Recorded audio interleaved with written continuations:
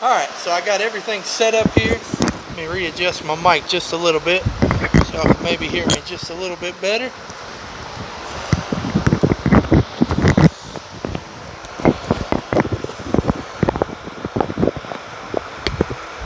Alright, so I got everything set up here. What we're going to do first is get this crankshaft harmonic balancer off. We're going to take this tensioner loose. You don't have to take this off to get to the timing chain, but just to give us a little more clearance and a little better view on the video, we're going to take this off. And then once we get this harmonic balancer off and all this, there's 10mm bolts here. There's a bunch of them that go all the way around here. And then there's a 13mm bolt right here. And then this cover will pop off, and that'll expose the rest of this timing chain, and we're going to be able to see what happened here. If you can see, let me go up a little bit on the camera. This is your chain guide right here, and the guide is completely missing, so that's one big problem there. And that's adjusted where I want it.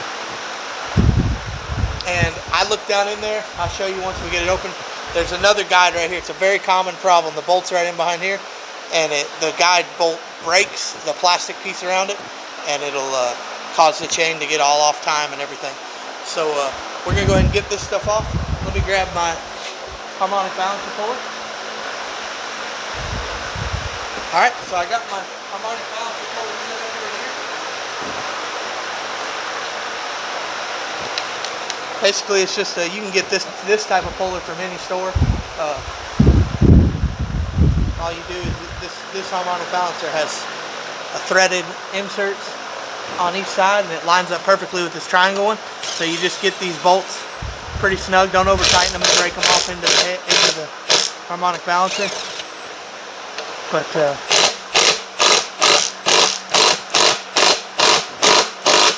one's a little fudged up, but it'll work. And then all you do,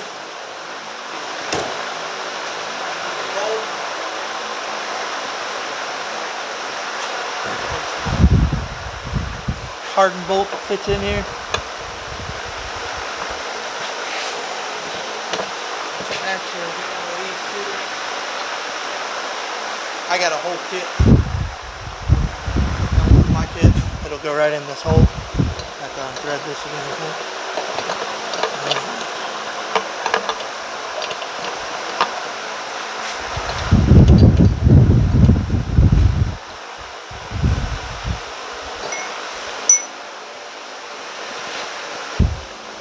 Alright, had to get that piece in there. Once you get it in, this just comes right out.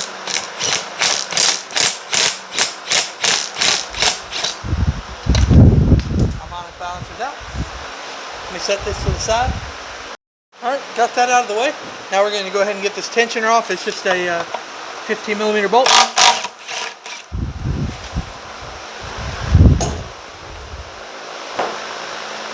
We're going to go ahead and get this motor mount bracket out of the way too. These are 18mm.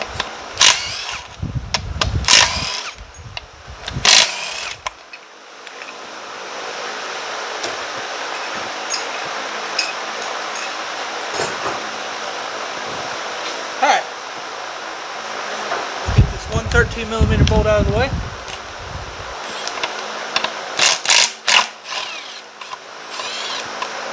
It's in the cover right there.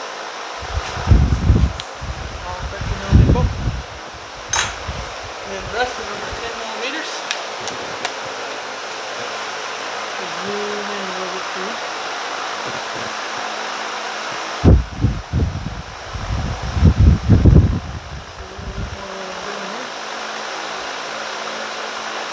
Alright, so we're just going to pop all these off right quick.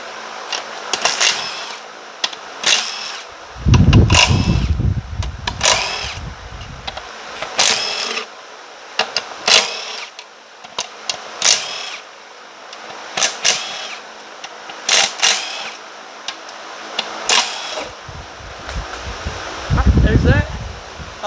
May want to get you a little catch thing. I'm just going to put some rags under here because I know I drained it. Shouldn't be much coming out of here, but there might be a little bit of oil come out of this timing cover.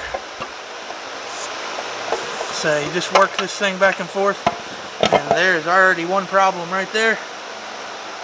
There's the timing cover. As you can see, there's pieces of that plastic guide sitting right there.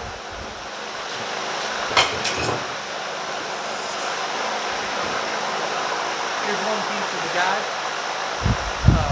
The chain rides on this, and what happens is the hole that the bolt goes in at top, it ends up being a weak point and it breaks, and then this just slowly breaks off all the way, and it can really damage your engine. So, there's another piece. Have to go in here and find all the pieces, try to put it together. I don't want nothing being down in the engine. I may end up having to drop the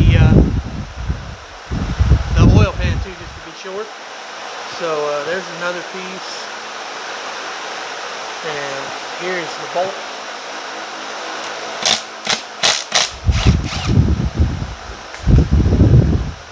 You'll have to get new bolts. That is the guide bolt right there, completely destroyed.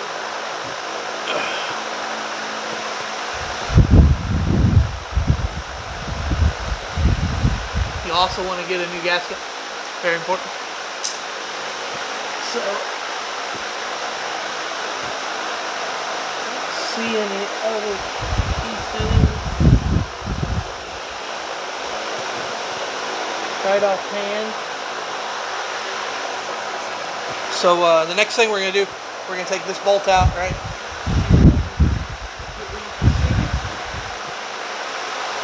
Take this bolt out. It's a Torx head.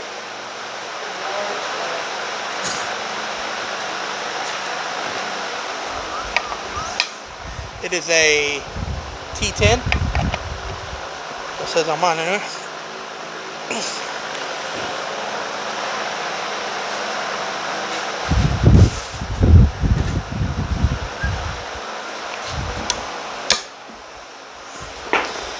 Break some of that Loctite loose. You want to pull this one out. Get it loose from this T-handle.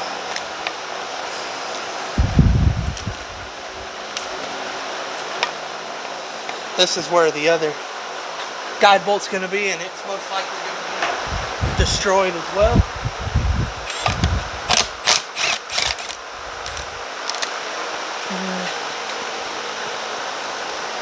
Exactly as I suspected.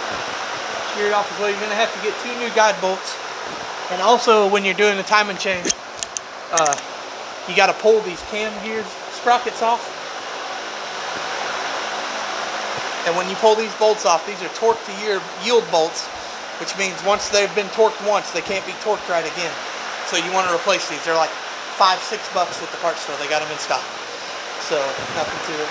They also have timing kits, because we're going to go ahead and replace the timing chain on this one, and just see what we can do here. The engine doesn't look like any valves got damaged. I checked all the pistons and made sure there doesn't look like anything's been messed up. Won't know for sure, but it's what the customer wants, so that's what we're going to do. And a lot of times these will be alright, because the chain didn't exactly break, it just slipped off track. So we should be good. Now we're just going to be replacing the timing chain.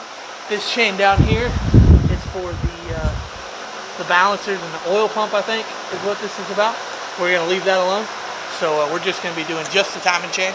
But they do sell a kit that has these sprockets. That's up to you if you want to replace them. It also comes with these 2 VVT sensors, and comes with this new sprocket and stuff. I think we're going to be just fine on the sprockets. We're going to go ahead and roll with it. Nothing looks messed up on them, so we should be alright. And also my kit comes with this right here. I'll pull this off for you.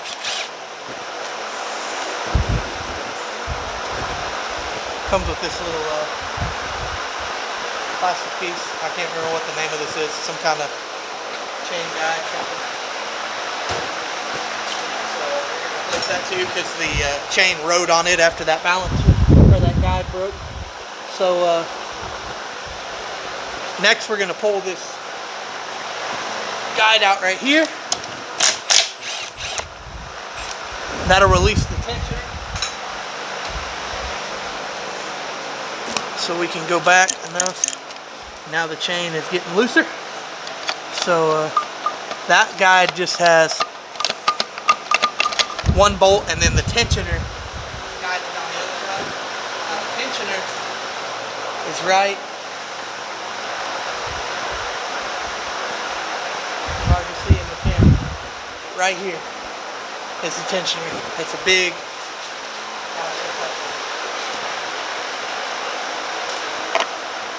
inch and a quarter socket. Slowly back it off. You never want to go too fast on any of these things. And the kit that I got also comes with a new tensioner. You always want to replace the tensioner. I mean, it might be good, but it's just not worth the risk. So, there's the tensioner right there. What it does is it just pushes up on the chain right here. When you tighten it, it pushes up against it. So, there's that.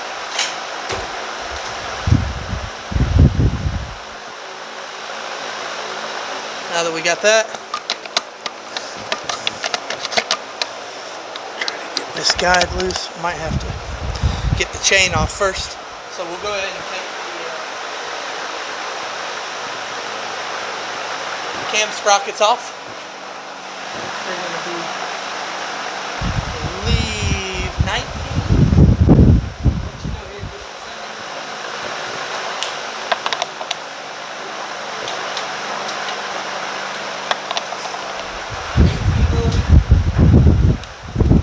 Go ahead and pop them off.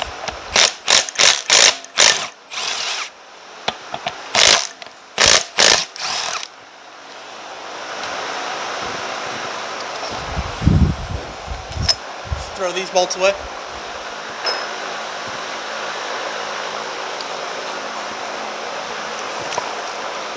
Just pull that sprocket off, and these only go on one way, so it's hard to mess them up. They got this groove right here, and it goes right in this little groove right here.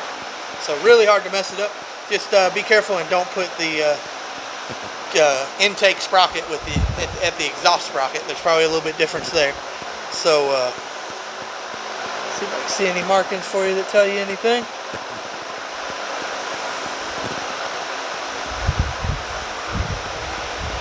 Yep. Okay. So this one has INT on it for intake.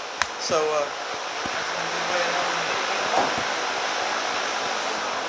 we're going to take that off.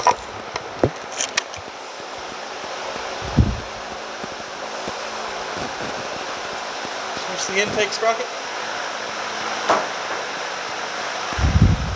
Alright, now we can get this guide out of here. Allegedly, anyway. Go ahead and get the chain out of the way first. There's the timing chain.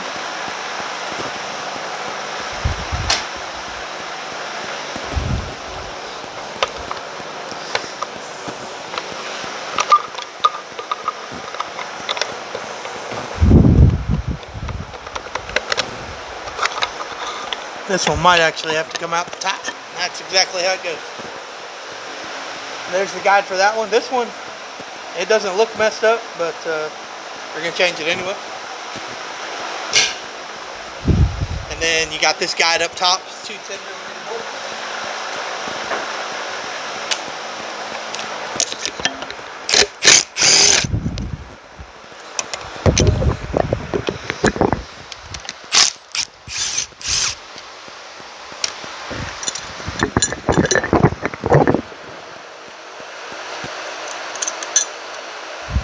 There's that guide.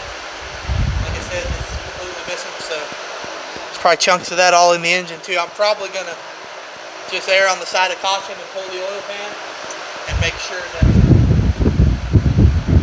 I can mess this engine up.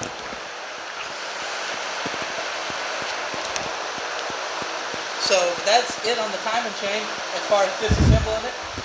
Oh, I'm going to get some things cleaned up. And I'm going to stick my, I got a scope, I'm going to stick down, there's a little spot right here I can get the camera in, and I'm going to make sure there's no pieces in there, because I'm going to really try to avoid pulling it off if I don't have to, but if I see anything in there, I'm going to pull it out, pull the oil pan off, and if I do pull the oil pan, I'll show you all a video of it. So let me get some things set up, look at that, and see if we need to, and I'll be right back.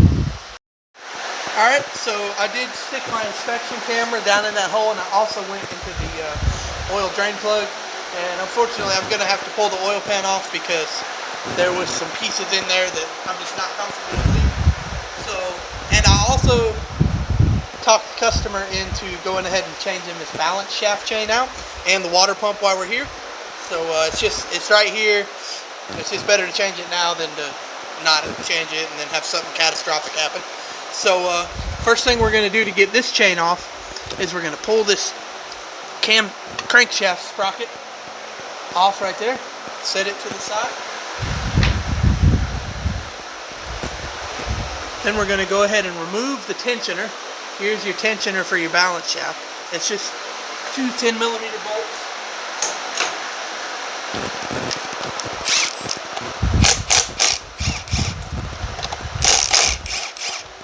And that comes right off. And you'll want to replace this. You can reuse it if you want to, but probably don't want to because it's probably something wrong with it, or you just don't want to run the risk. It comes in a balance shaft kit, so better to just replace it. That way you don't have to worry. And next we're going to take all three of these guides out right here. There's a 10mm bolt here that has been severely deformed by that chain being messed up. So got two bolts here, and one bolt here for this guide. So we're going to get them off.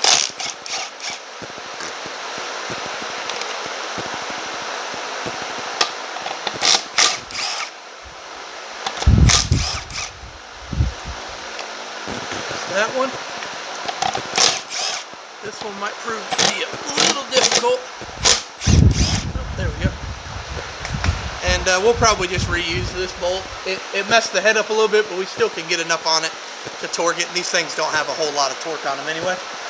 So,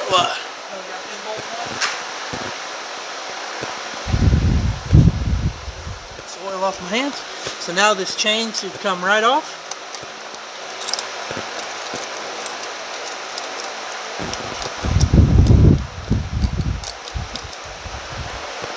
There's the balance chain.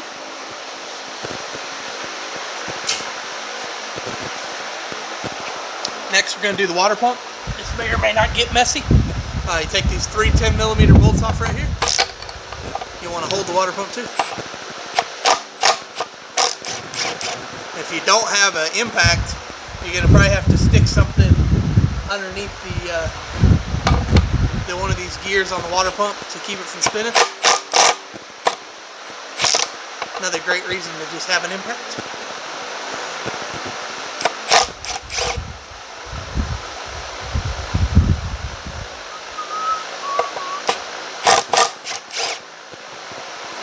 So there's 3 bolts.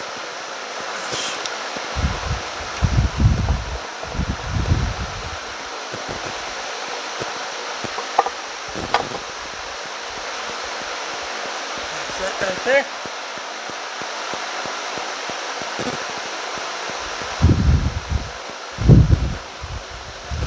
There's the gear for the water pump.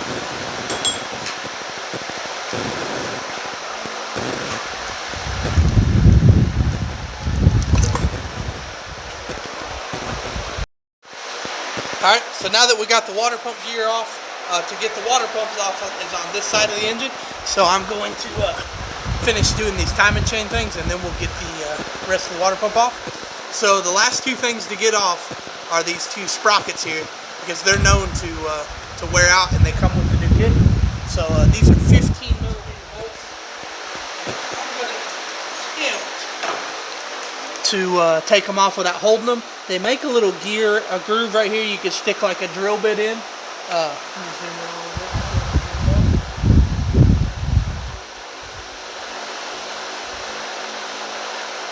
They make a little hole right above here. It's hard to see on the camera, but you'll see it when you're working on it. You stick like a drill bit or a pick, something in there to hold this gear while you turn it loose. So I'm just going to try to take it off like this.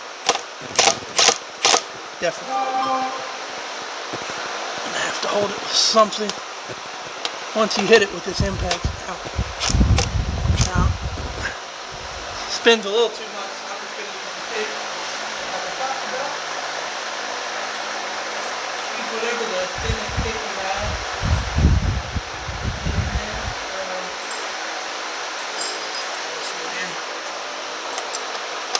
This one should work. There we go. And these are marked. I'm not sure if they're marked on the new one. They're marked right here. Exhaust and intake. I want to make sure I put the same one back on there. This one's got a groove too.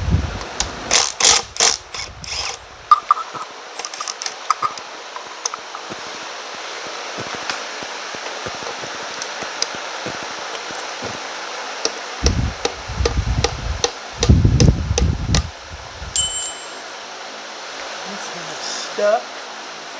I have to get a little flathead in behind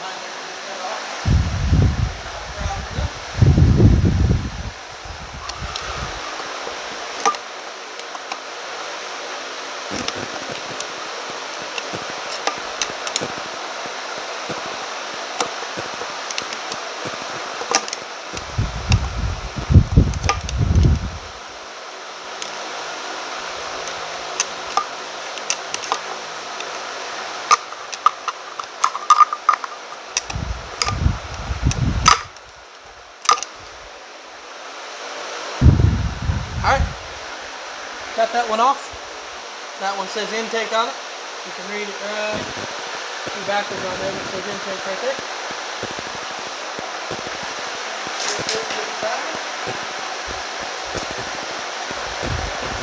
They also only go on one way. So there's all that. And then my kit also comes with this sprocket too. A little bit stuck too, but this just slides right off here. Just make sure your crankshaft key stays on and you should be good to go.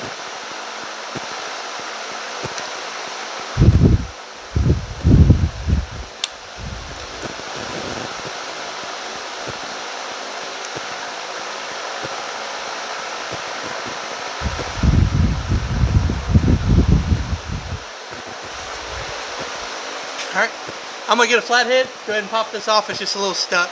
Might have to spray some lube right here or something. But I'm going to get that, and then I'm going to move the camera over to where we can see the water pump, and I'll show you how to get that off. Alright, so the first thing you're going to want to do is get this off, because you got to get this to move so you can get this off. This is just an O-ring right in this area where it goes in the back of the water pump. And there's probably a way where you can get it off without taking this off, but I'm going to be changing the thermostat and stuff anyway, so I got to get this off regardless. So it's got 3 10mm bolts, and you're going to have to get the temperature sensor out. It's just going to be in the way of this third bolt.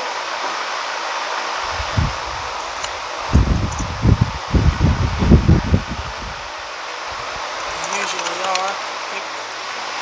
19mm for the temperature sensor, and you can reuse that. Just have to put some thread sealant on it. Easy when you're backing it off, you don't want to break the sensor.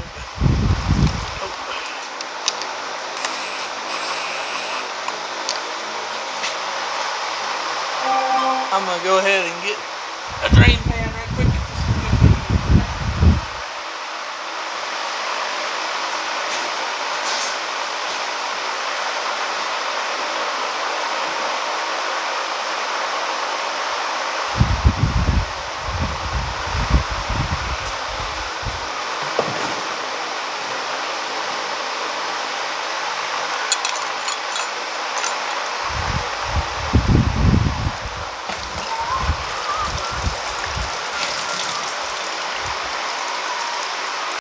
Alright, now that I made a mess, the day is complete.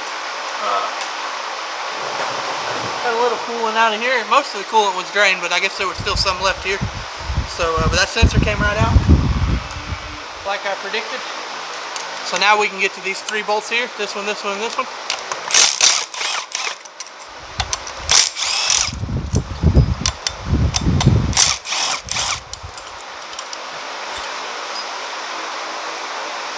Bolts.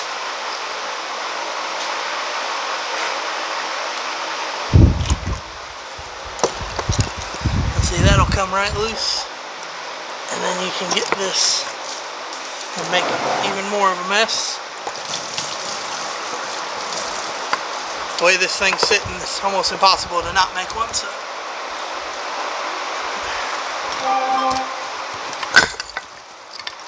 hose these pulls off there. Like I said, it's just the O-ring on here. Good idea to replace these seals here. I think it comes with one for the water pump. I can't remember. But anyway, there's that. I'll clean up a little bit on there. Alright, got myself somewhat cleaned up here. Now we're going to take the water pump loose. There's a 13mm bolt here, and here it's going to be hard to see. And then there's two 10mm bolts back here, and that takes the water pump loose. So I'm going to get them off right quick.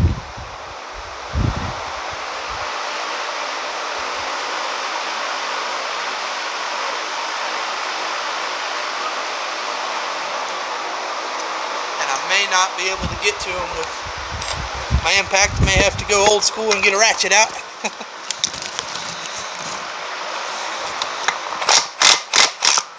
Get the one anyway.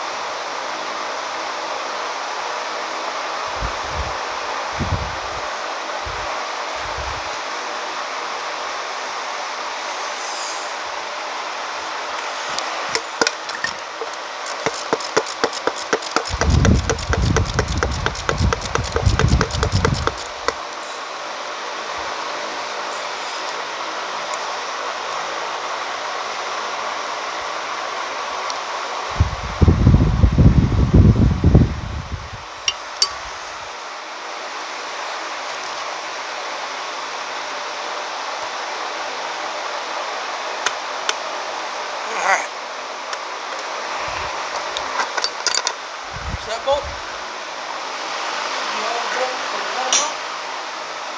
Probably just a little stuck on there and it'll come right off. If you're going to tap on it with a hammer, just be gentle so you don't tear nothing up.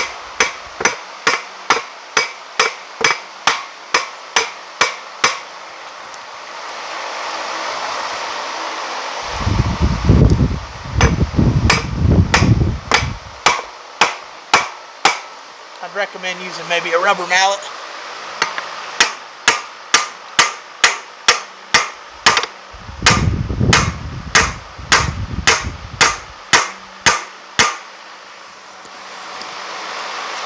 Mine's a little bit seized in here.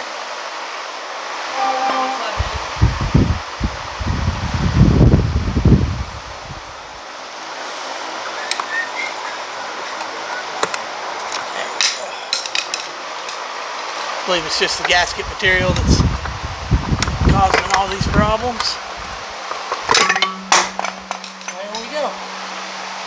There's your water pump. Got a gasket right here, and that's where the O-ring goes. It does come with one gasket, I found out. This water pump's fine, but since we're right here, might as well change it. I'm gonna get the new water pump set up. Right? Alright, so we got the water pump here. Got the new gasket put on it. It came with one seal for that pipe. I used it for this side. The other side looks okay, so we're just going to roll with it. Should be good to go. Just make sure you have this gasket pressed all the way into the groove here. You want to make sure it's good to go. And also, guys, I forgot to tell you about one bolt. I got lucky. The water pump the old one kind of snapped off right here. But there's a bolt on the front side. You'll see it. It's a 13mm bolt. You just pull it out and you're good to go. So now that we got that out of the way, go ahead and put this water pump back in. Goes in just like this. Leave it there. I'm gonna grab the bolts.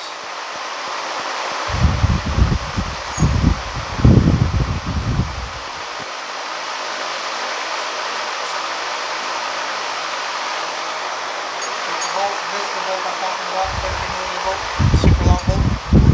And go ahead and start that one first.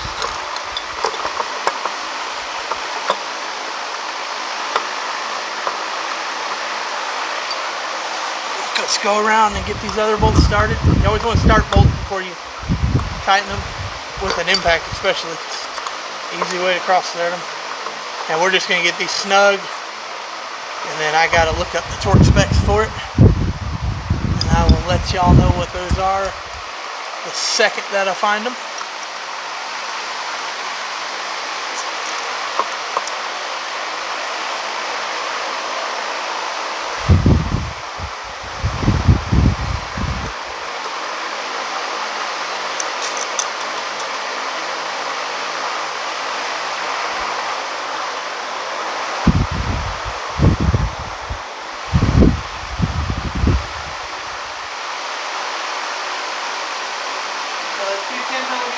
That I took out are not necessary. I apologize for that, guys. The two 10mm bolts are to remove. That's part of the water pump.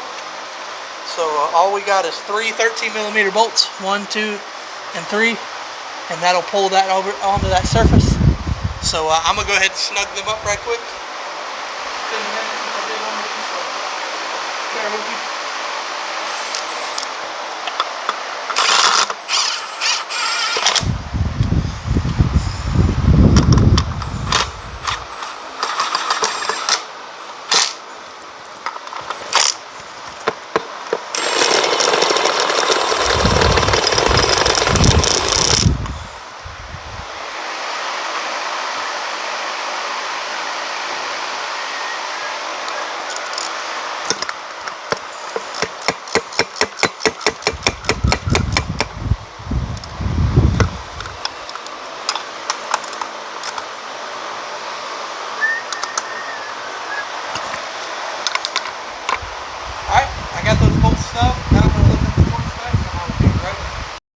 So I got the torque specs. The water pump is 18 foot-pounds on all these bolts. There's two back here, and there's actually two up front too. That one that I was telling you about, and then there's one that's part of the timing chain setup. So we'll get that one tightened when we put everything together. So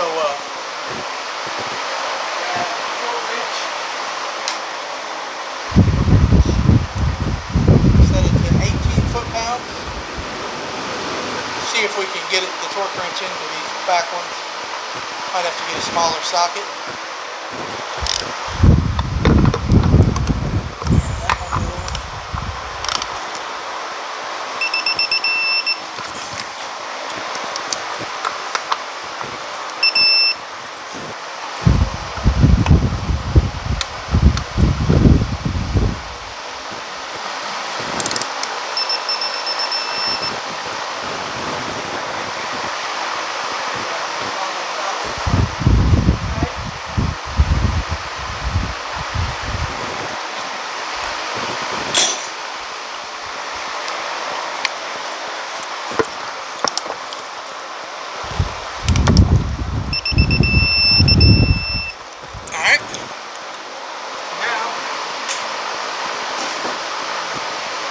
Put that pipe back on.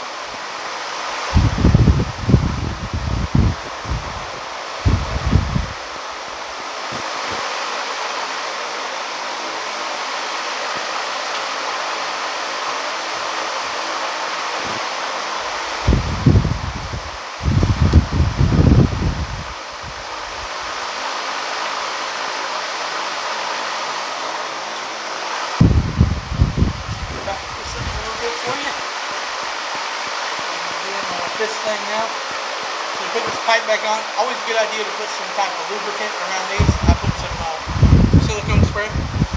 So, and this part goes back towards the thermostat housing.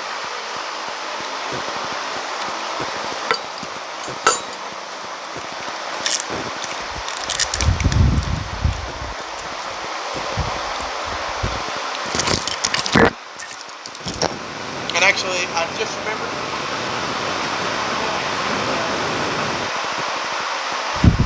Change the thermostat too while we're in there.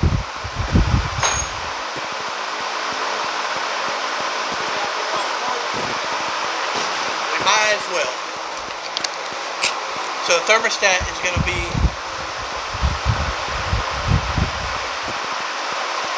it's on this housing that we took off, but it's back here. It's where the hoses hook up. It's going to be hard to see on the camera, but with everything loose here, you can just kind of finagle it over here to where you can get to the bolts. Just two 10mm bolts.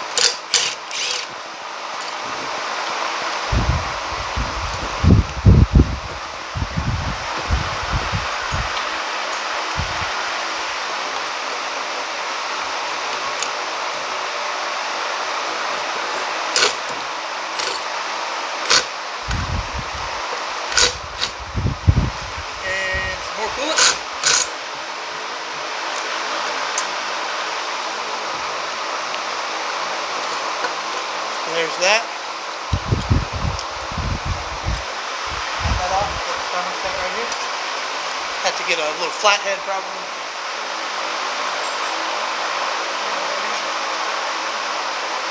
There we go. Thermostat. Start that. Get the new one.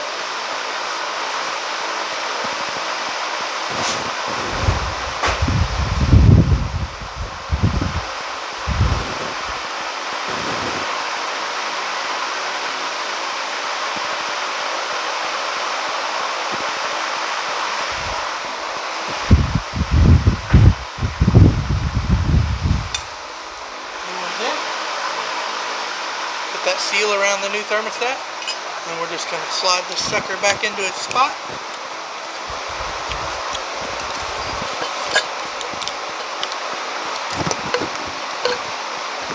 See these bolts on here? And these bolts are 10mm, and they're the same torque spec as it's going to be for the 3 bolts that hold it onto the engine block there. Get these kind of snug, and then we're good. I'm not going to be able to torque these thermostat bolts because it's just not realistic to think that I'm going to be able to get a torque wrench back here. So it's the torque spec is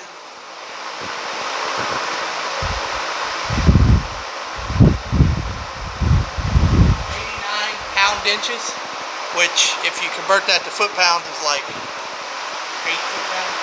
So basically you're just going to get it snug. So that's what we're going to do.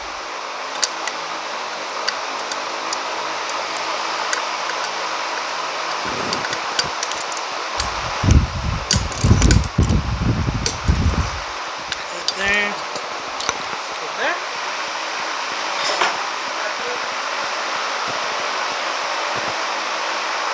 Like I said too, it'd probably be a good idea to change this seal, but it's really hard to get. I just don't have the time. It may come back and bite me, but we'll be alright. We will adjust. So, thermostat change, we're going to put this pipe in.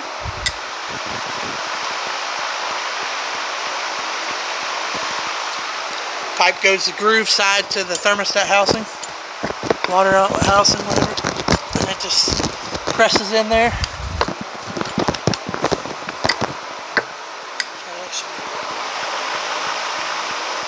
There we go. There's a little groove that lines up with, and then goes into the water pump. We'll make sure that's seated because it's a bad day if that leaks. Especially after you wasted money on coolant.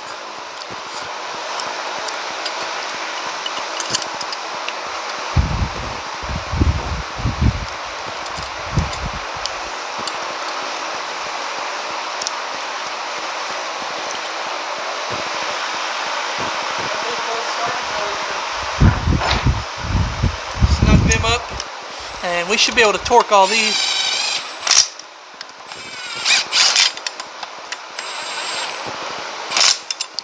But like I said, they're just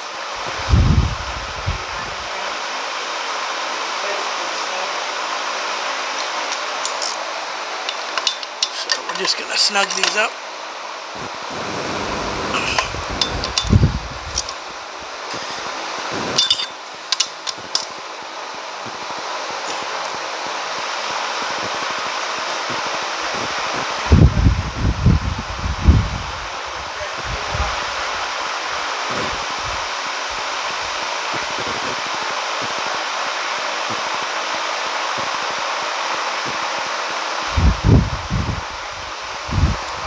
This was a 19 millimeter.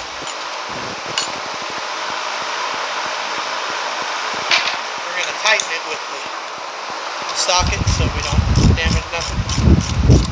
You just want to get these snug, and then you're good. Plug that in later. Alright, now that we got all that pipe situated, we're done with the water pump except for the sprocket. I'm going to get this turned back around, and we'll start working on the timing channels.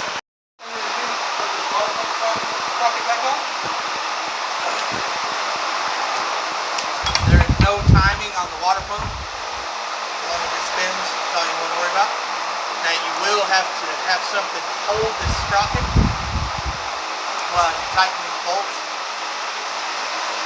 And for anybody that's trying to watch this video just to change the water pump, they do make a tool, because there's a cover on the timing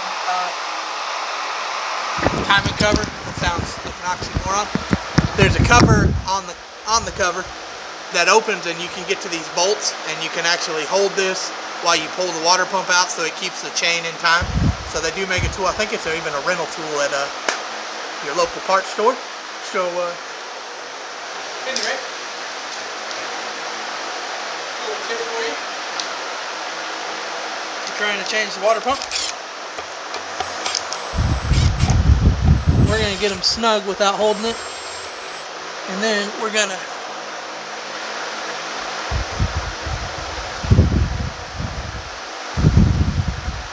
hold something, and we're going to stick a pick through here just to hold the gear long enough to just snug it up a little bit. These are the same as the water pump, 89, so we're just going to snug them.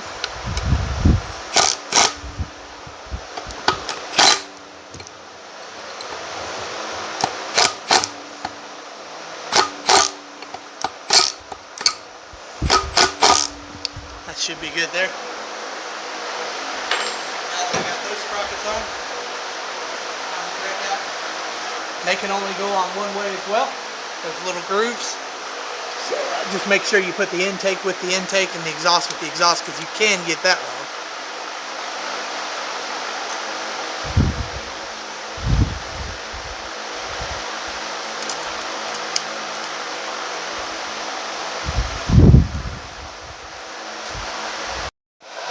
Alright, so we're going to put these balance shaft sprockets on, and these bolts get tightened to 37 foot-pounds. So, I'm going to break out the pick again, try to hold that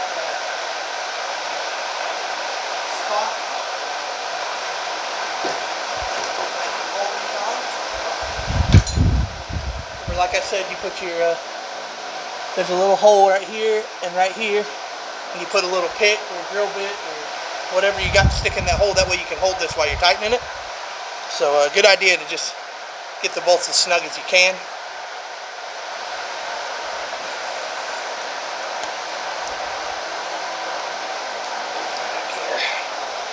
Bolts got a little oil on them.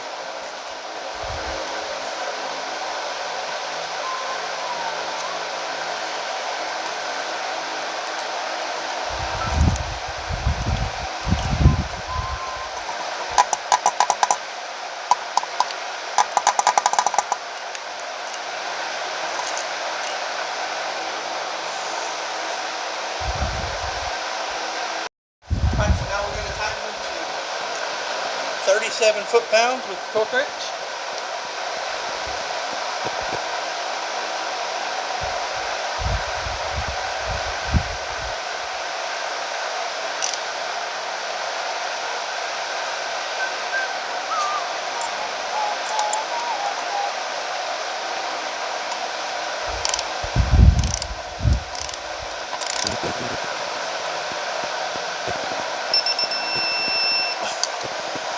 There's that one.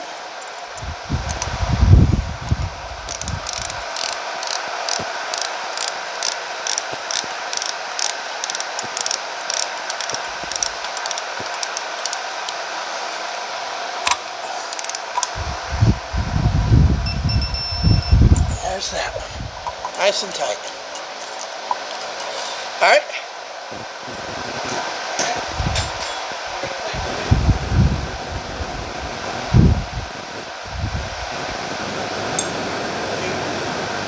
Balancing shaft sprocket for the crank that came on here. And we're also going to put the fell out as I was pulling the sprocket out there. I want to make sure that goes back in the crank. And the round side goes down at the bottom.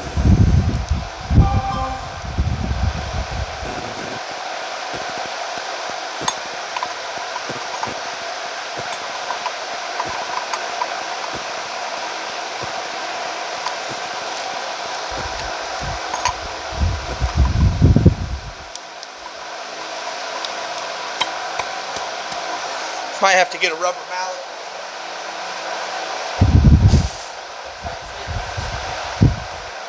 Get you a rubber mallet and just gently.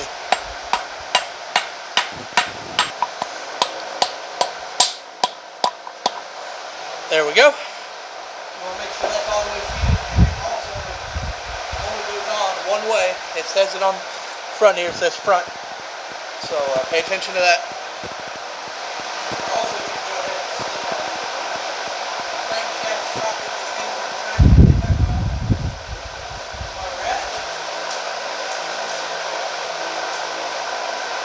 Not going to affect anything. So, and this one, see, they're both exactly the same. I don't think it doesn't matter if you put it on differently, but this side has your timer mark, so you definitely want to do that. Definitely want to put it beside where the timer mark goes.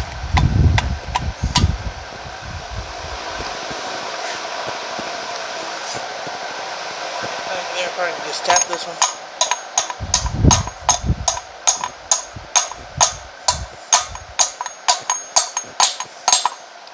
There's that. Alright, so now that we got all the shafts on, now we're going to get the and it has got some identifying marks, one for the crank and two for the balance shaft. There's the black mark there. So you want to line these up. For the balance shaft, the water pump doesn't matter. So let's get this lined up here. And it goes, I'm trying to remember the best way to put it on first. And the balance shafts have arrows that you line these black marks up to. I'm trying to remember which one goes where. Get it in time when we do the timing chain, but the cams really don't have any effect on this.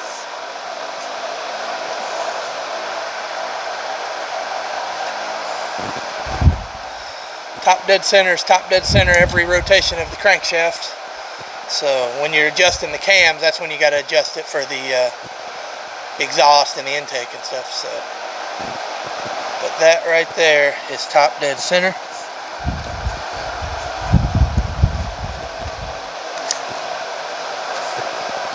So top dead center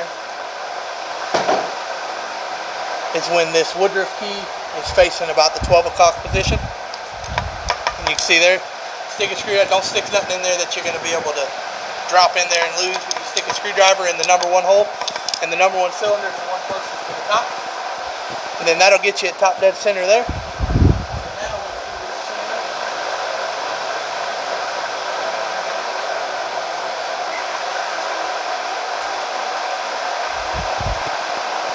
So we got chain right here.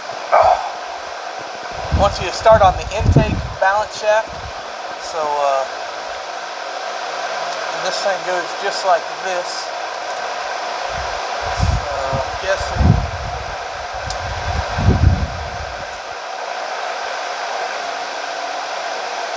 this is your balance shafts. These links are only gonna line up one way. So you want to start from your intake balance shaft. You want to get that one lined up, and then you just want to work clockwise. I've always found going clockwise with the chain is the best idea. And the black link, there's a mark down here on the crankshaft sprocket for the balance shaft. It's like 2 lines. So you line that link up.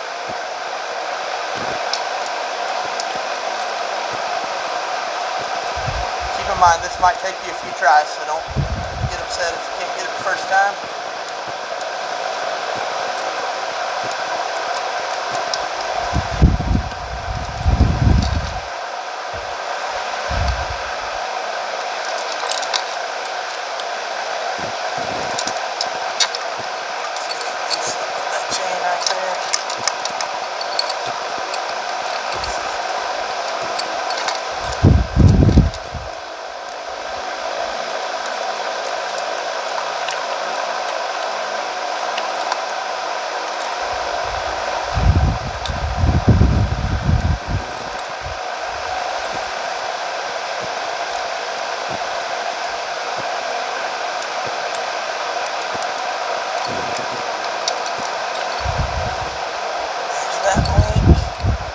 Water pump, it does not matter how you put it on the water pump. It goes on the water pump and then it goes under this balance shaft. You might want to run it under there before you attach it all the way to the water pump.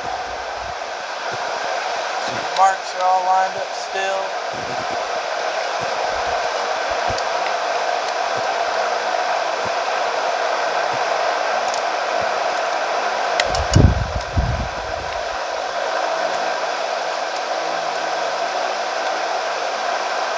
May even help to socket and just gently spin this around while you're trying to put the chain on. That way it'll help you grab it.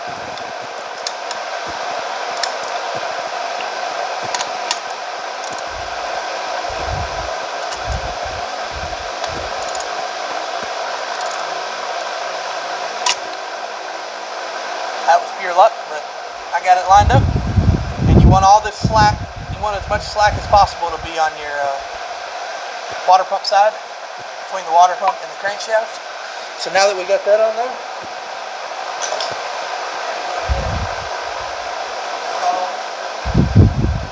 all the guides.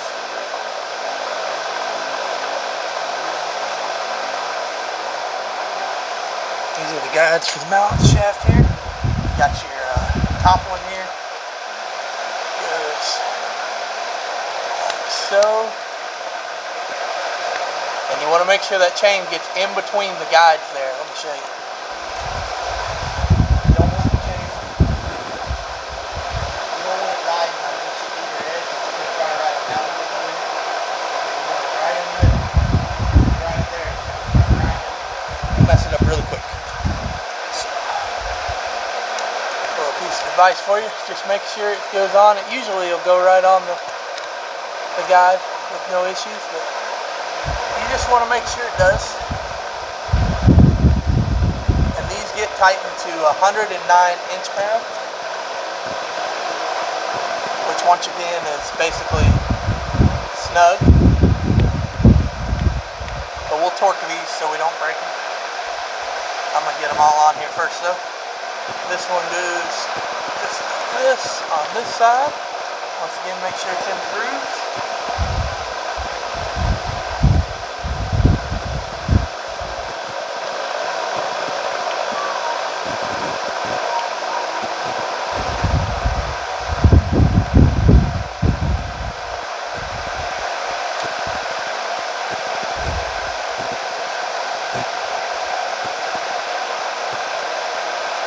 This one goes right here where the tensioner is going to ride, just like so.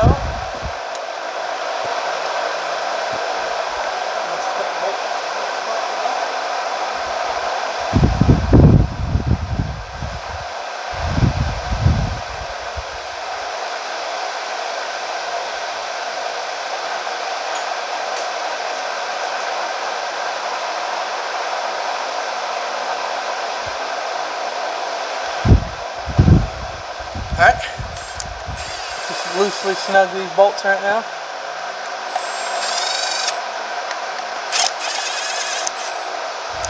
Because 109 inch-pounds is not that much. Actually, this one gets 89 inch-pounds. So it's a different. You can pick up some cheap torque wrenches. For my inch-pounds, I don't got a big expensive torque wrench. It's just the old digital one. I got this one, I think, from probably Fred or Northern Tool or something for like $40. So we'll go to 109 inch-pounds.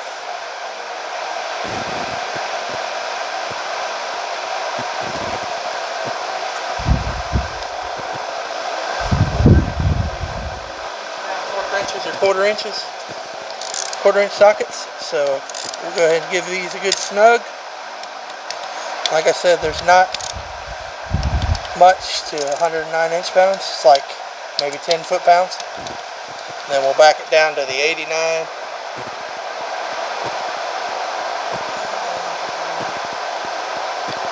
For this one.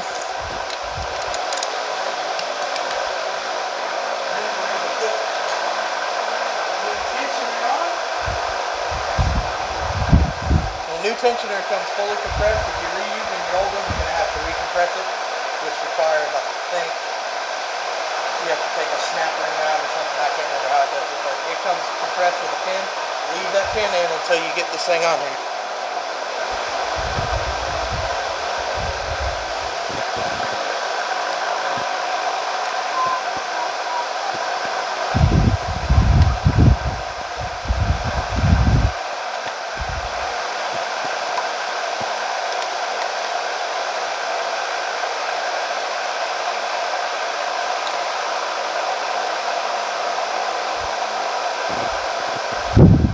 Actually, got a little ahead of myself. I'm going to put the tensioner on before you put that on. Just a little bit of a clearance issue.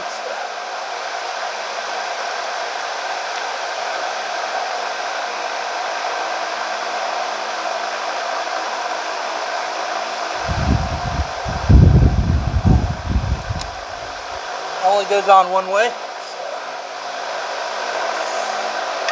Probably can still get it on with that off. Just makes it easier, I think. And this one, I believe these bolts are 89 inch-pounds too. Let me check for you right quick. Yep, those are 89 inch-pounds. So once again, we'll just get them snug.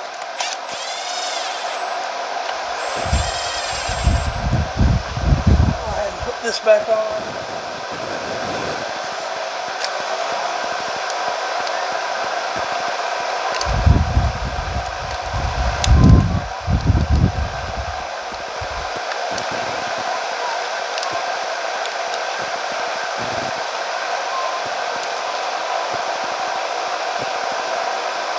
Snug it and then we'll torque these.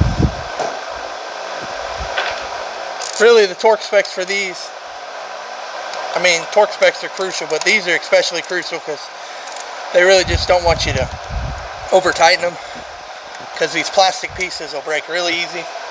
And that tensioner, it's an aluminum housing, so it'll snap too. So after you get all that tightened, then you just go around and make sure all your marks are lined up. Make sure everything's good there. Chain's nice and tight and everywhere but the water pump. So after that, then you can pull this pin.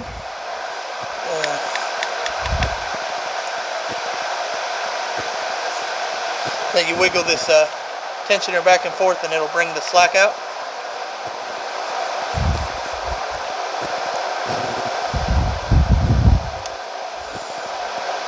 There you go. There's the balance shaft. Once you get these marks lined up, don't even try to rotate it and get them to line back up, because most likely you'll never get those black links to line back up again. So there's that. Now we're going to go ahead and do the timing chain, and the first thing you want to do on that is put this crank sprocket on. We're going to go ahead and put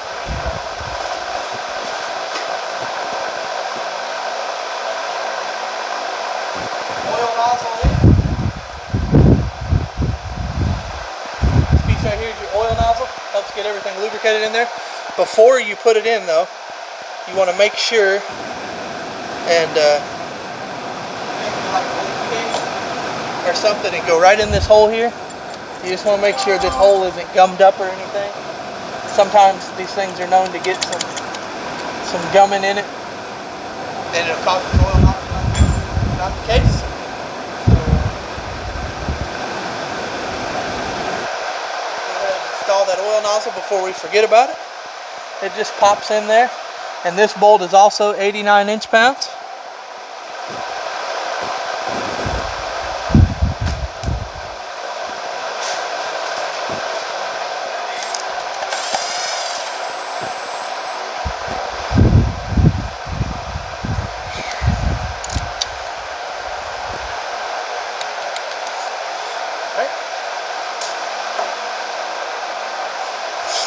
So first thing I'm going to do is move the spike out of the way so it doesn't bother us none.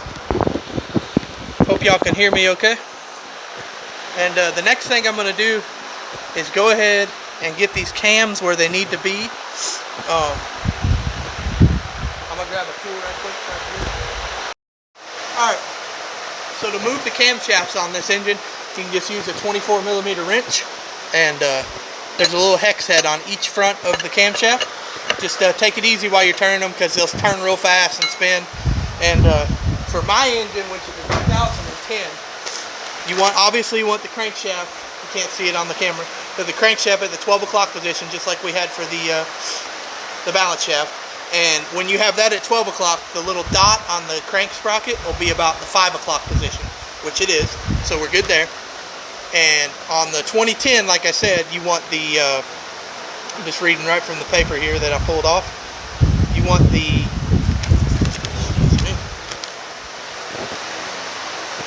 intake to be at the 5 o'clock position, which it almost is, and the exhaust to be at the 7 o'clock position, which they're both pretty close. So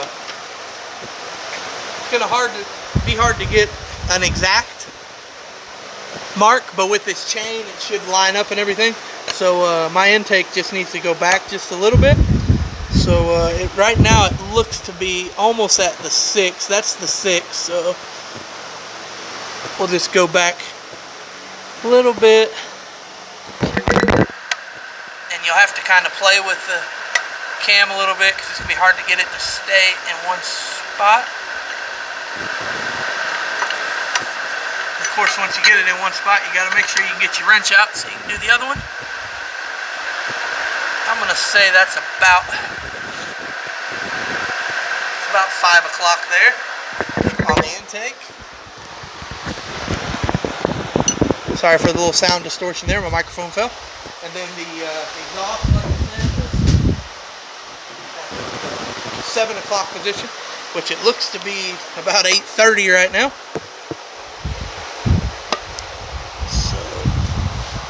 Probably 8, and then that's probably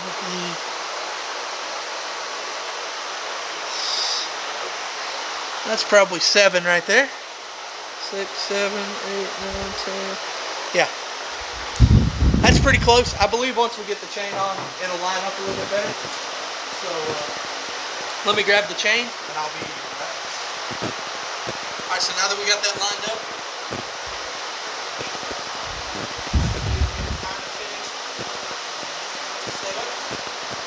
and you want to get the intake, which is this one right here. There's the intake on it, can't confuse it. And let me set this down real quick to show you. This timing chain has 2 black marks and 1 yellow mark like this. The yellow one goes on your intake and it lines up with the mark on the actuator right.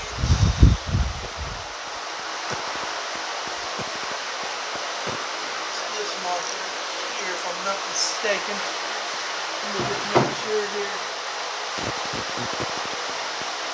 Yeah. That mark right there. It goes right. You can see it right there. Put those fingers back here, right there.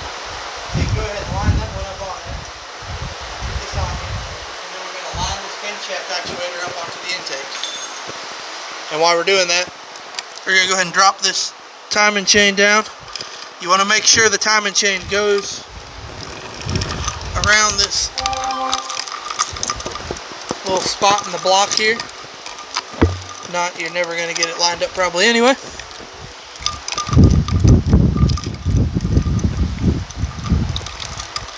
And y'all probably can't see too well. It's going to be hard to show that anyway on the camera. But there's a little spot you'll see right down in there. You just want to make sure it goes in between it. Then you can lower this sprocket onto here. And like I said earlier, it only goes on one way. So just take it easy. Don't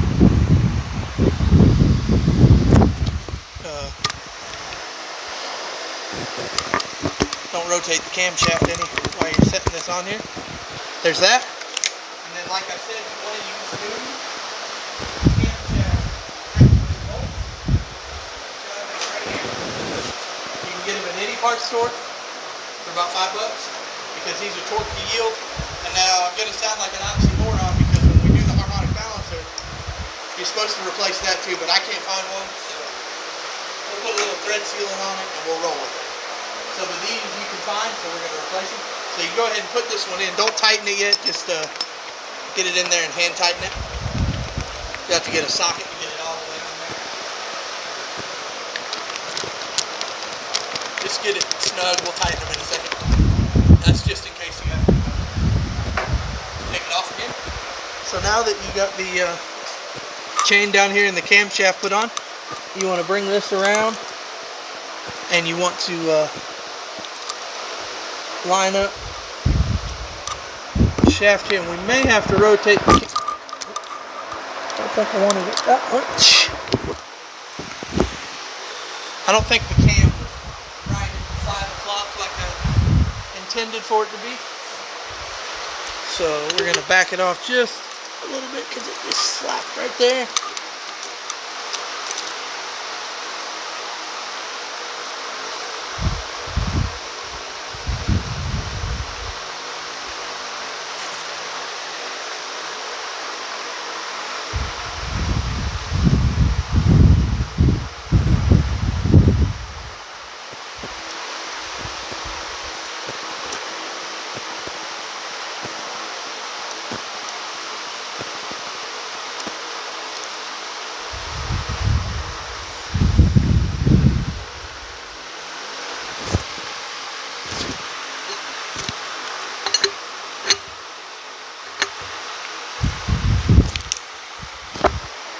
Sometimes these cams can be a bit tricky because they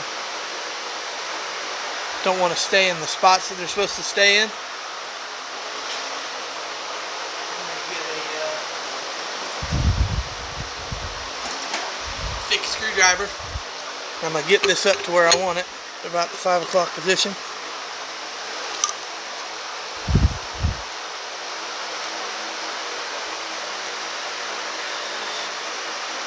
We're just going to stick a screwdriver down in here to maybe hold it. I'm not sure.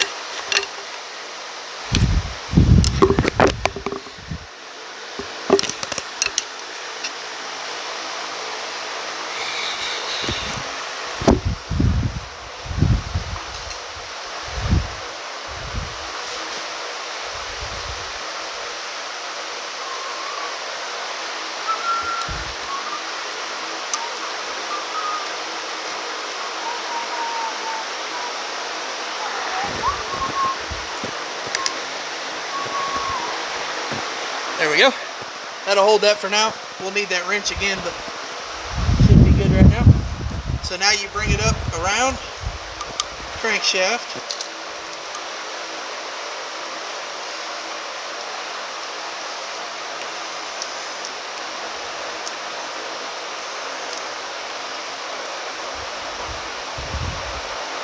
And then you just rotate the crankshaft a little bit to get all the slack out of the chain.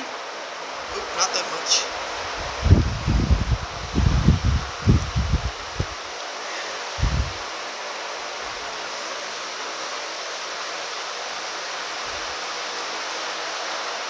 If you have to, you can put the harmonic balancer back on, which we may have to. It's turning pretty easy. No, it's not.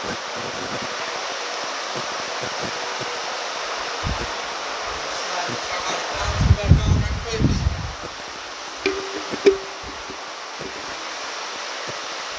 Just enough to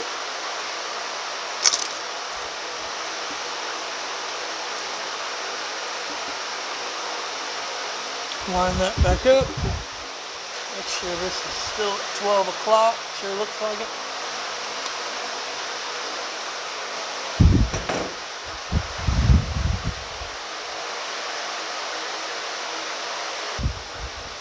Sorry, I didn't realize the camera wasn't showing you none of that. So once you get the camshaft lined up like I did right there, you just line the crankshaft up, make sure this crank is still at 12 o'clock, and the mark should be right at 5 o'clock, which it sure looks like it. Pretty much the chain won't line up right if it's not in the right spot. So you get that chain on there like that, and then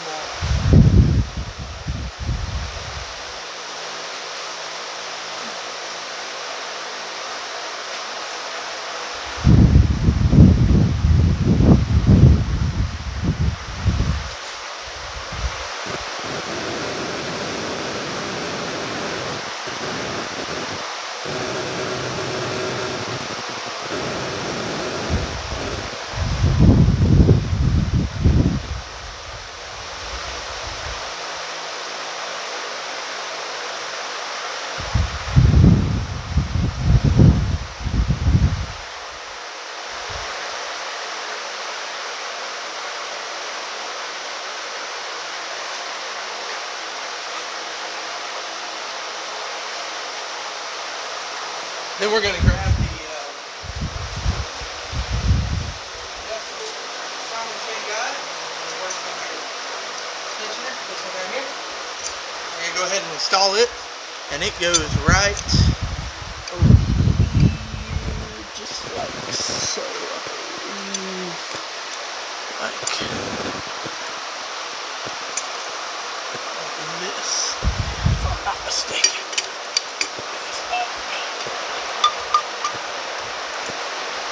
This one's going to push right there.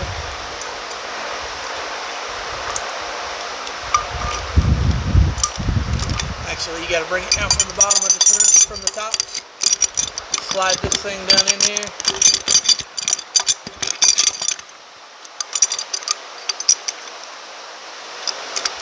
Just like so. Go ahead and grab the bolt for it.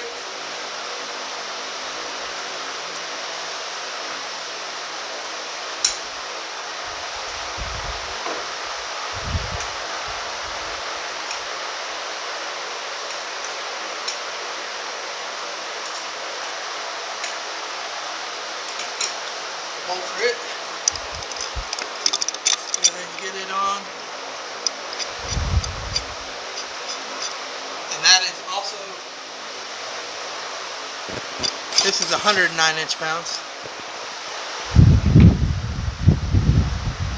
Go back up on our torque wrench.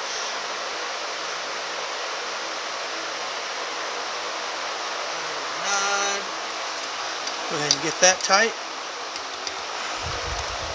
Now, grab our exhaust actuator right here. I'm going to go back up here. Now that we got that installed, go back to the top here. You're going to have to bring the chain up through the hole and then attach it to this exhaust thing. And it's got the same marks. So we're going to bring the chain up right quick. You just grab it from the camshaft, just be gentle so you don't pull the chain off the timer mark or something.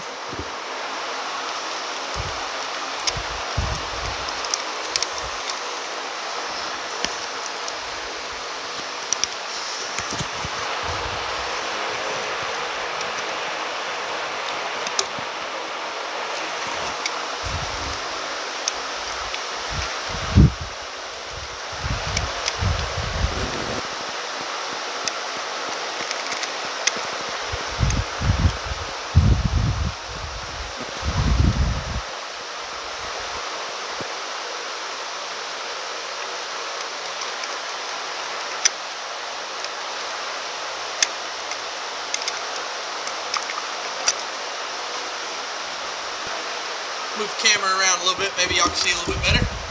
So once you got the chain, make sure the marks are still lining up. Then you're going to wrap the chain around. You're going to try to keep the mark where it needs to be. Then you're going to put try to line up the dowel pin on here. And it actually says, look, rotate it. First you want to rotate the crankshaft just a smidge to get any slack out of the camshaft side. You don't want the cam to rotate, but you can rotate it. It's got a little bit of slack. It's not really anything serious, but we'll rotate it just a smidge.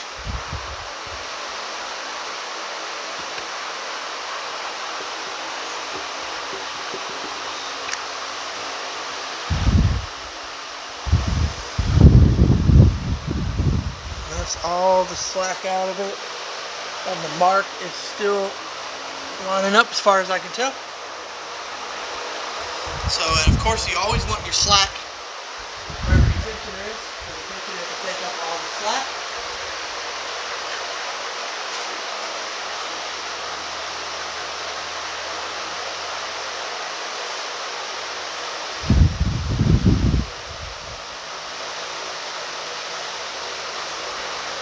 Then it says to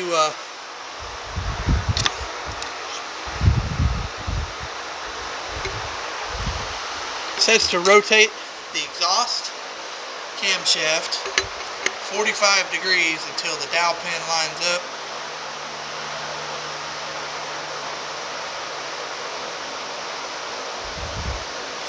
Doesn't really specify which way to rotate the exhaust camshaft. I rotated it counterclockwise, and that lined right up. I like it. So now that the dowel pin's in this one, you got it fully seated. You might tap on it a little bit, make sure it goes all the way in. Now we're going to use this other torque the yield bolt and go ahead and get it hand tight.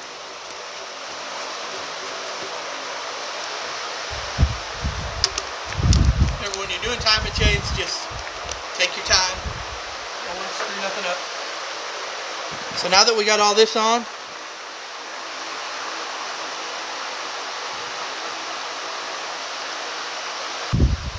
now that you got it all lined up, make sure all the slack is still on your chain side, or your tensioner side, excuse me.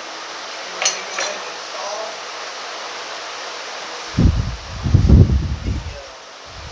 the fixed chain guide, the one that broke. This one, instead of putting the top bolt back in, it comes, well, it doesn't come with it. This bolt right here. It goes through this access plug. Let me show you where the access plug that you use to get the top bolt out. It goes through there, and instead of there being a bolt there, it has a nice little groove for the thing. So when this tightens, it'll tighten. It saves you, because sometimes that bolt will be sheared off. So if you had any problems with the bolt sheared, then you definitely want to do that. So now we're going to install this. And this thing goes just like so.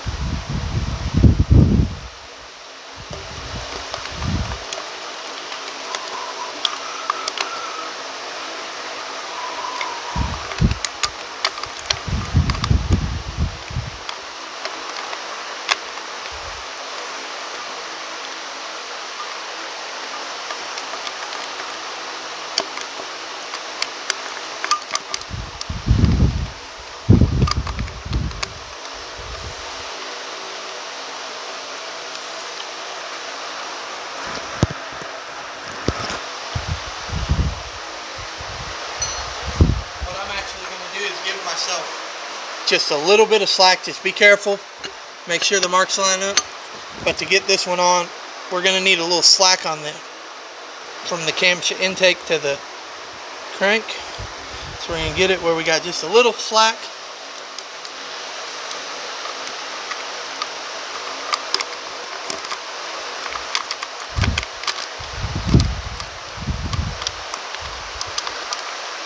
just like so. Slide this thing up in here. I'm going to go ahead and get that top bolt fixed in there. So like I said, it's the case plug.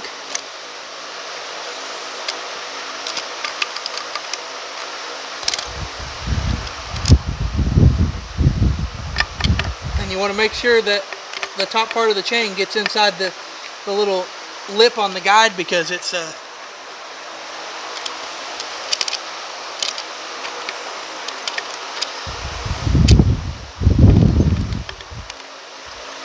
chain definitely won't work right if you don't. Then we're going to take the bottom bolt, go ahead and put it in. Sorry y'all can't see that, but it's bottom bolt goes right here. This one right here. And put that in right quick. And then we're going to bring the slack back out of this chain so we don't screw nothing up.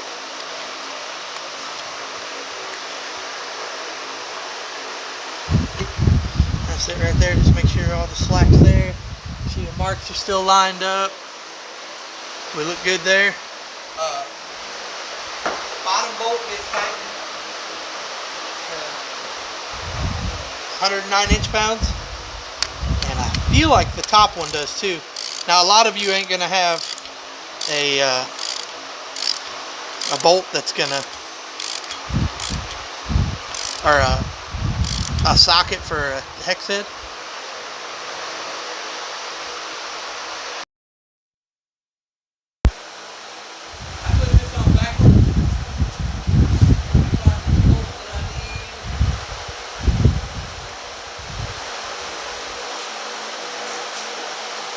So this doesn't go like this, I'm an idiot, but it goes like this. This goes at the top where the camshaft is, and this is at the bottom. So you just slide that up in there, and it goes around the chain. And get your bolt lined up. And these are 106 inch-pounds. So we're going to take the base bolt and line it up too.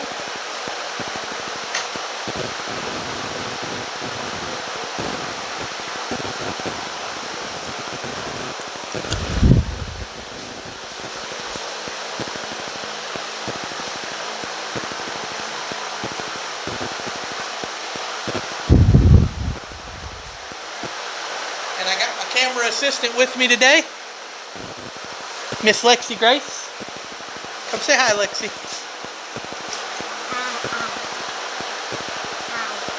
My princess. Alright, so we put the case plug back in. And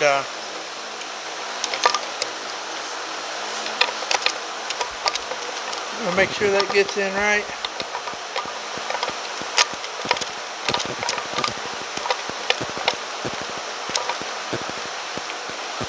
There's that. We're going to go ahead and snug that case plug up, make sure it gets on there just right. And it's got thread sealant, so it's going to be a little snug getting in there, but should be good. Like I said, this plug's probably got a torque spec, but y'all probably don't have anything that's going to be able to torque it with. And to be honest, I'm not going to torque it. I'm just going to get it snug. And we should be good from there.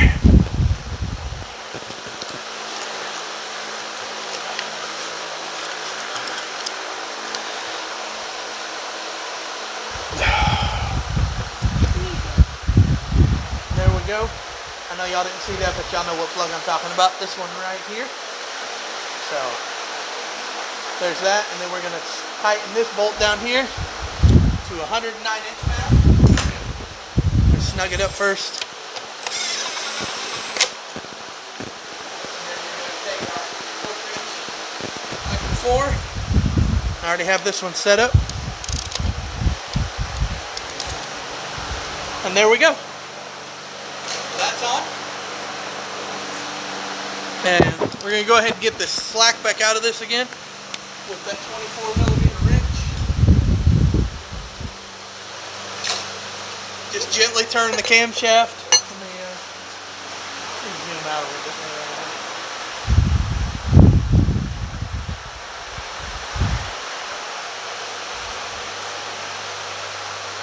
Just gently turn the camshaft back, and that should pull all the slack out of there a little bit more. There's all the slacks, because you want all the slack on the side of the tensioner. So now that we got that tight, all the guides are in, except for the top guide. We're going to go ahead and put the top guide in.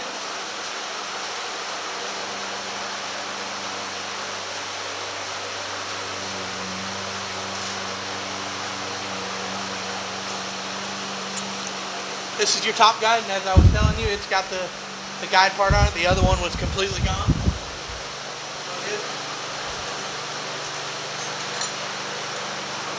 Good in a minute. So this just slides on just like this, just goes over the top of the chain. Hence the name top guide. Careful not to drop these bolts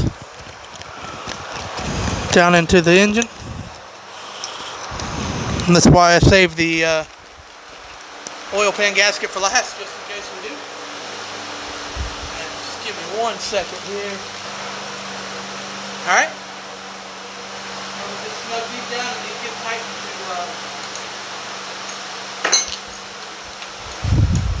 109 inch-pounds.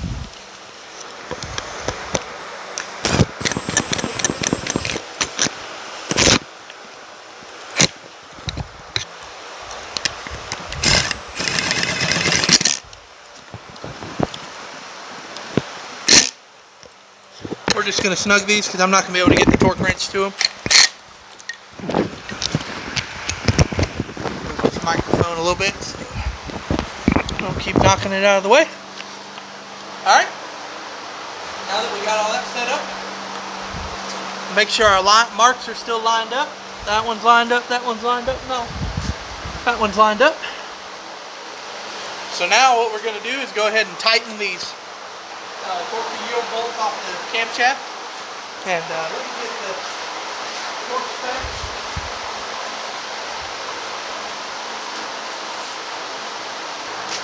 We got all this. So if my assistant would hand me the tensioner, this is the tensioner here. If you're going to reuse your old one, there's a procedure to reset it. This one's already set, so we should be good. But to activate it, it'll once you push on it a few times, it'll ratchet out and it'll go right in its state. So to reset it, you have to pull that snap ring out, do a bunch of stuff. So it comes with a new kit. It's better to just change it. So it goes right here in the side of the engine. Do you remember which way you took it out from? Just put it in there. Tighten it up.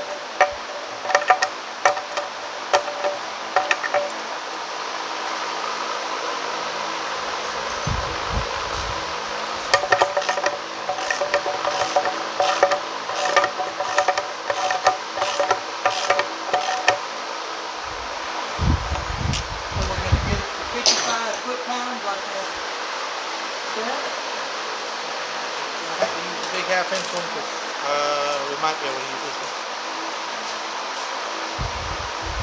I don't think this one goes under 100 now that I think about it. Nope, it does. 55 foot-pounds. There's that. Now, to activate this, all you do, and then just get you a pry bar down in here and push back on the tensioner.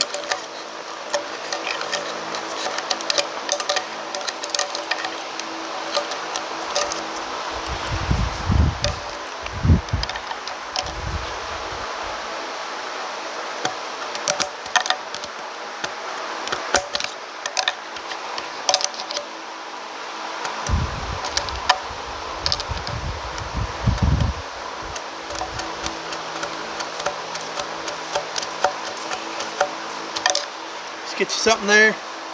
All you want to do is make sure that all the slack's gone out of it. I mean, there'll be a little movement, but it shouldn't be any big movement. And then as the engine turns, it'll adjust itself. And once again, don't try to rotate this and get these to line back up, because it'll take you too long. This isn't like a timing belt where you can get it off. These are pretty much either you're going to have it right or you're not. So that is all the timing chain. All we got to do now is torque these. These get torqued to 22 foot-pounds plus 90 degrees, I think.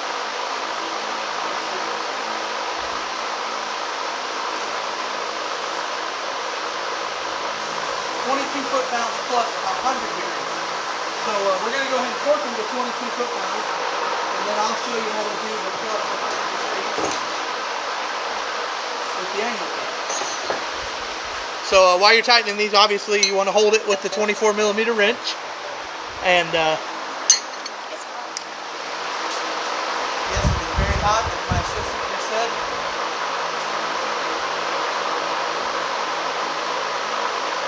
Try to get a little zoom in picture here for you.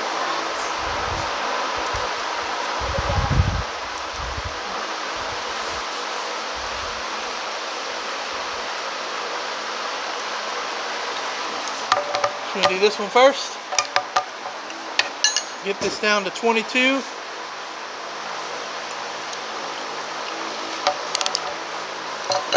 Hold it with the wrench. We'll go ahead and get them both tightened to 22 right now. And then let me grab me a water right quick and I'll show you how to do the angle. Alright, so my gauge has an angle meter on it. So all you have to do is follow that to 100 degrees while you're holding this. Probably wouldn't be a bad idea to let this wrench rest on something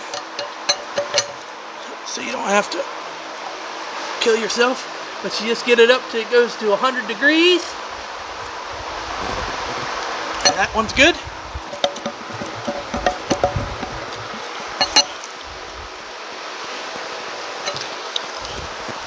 Same thing with this one. Except I'm going to try to hold this one because this one's probably going to rest on the VGT sensors. I just don't want that.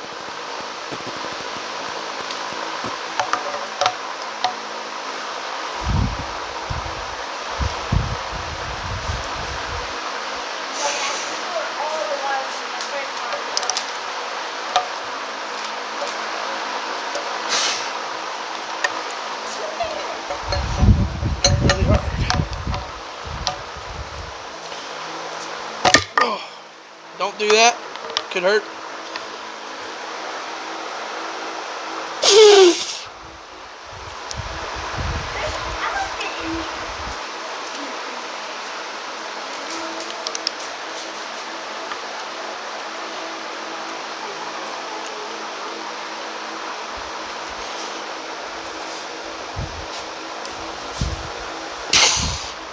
There we go.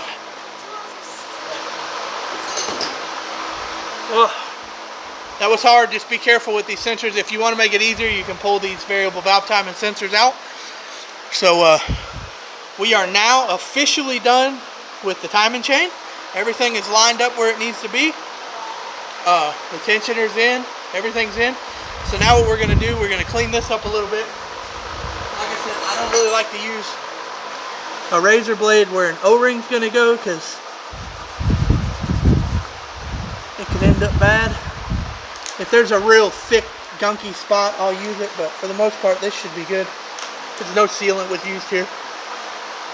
So we're just going to clean that up. Clean up this timing cover.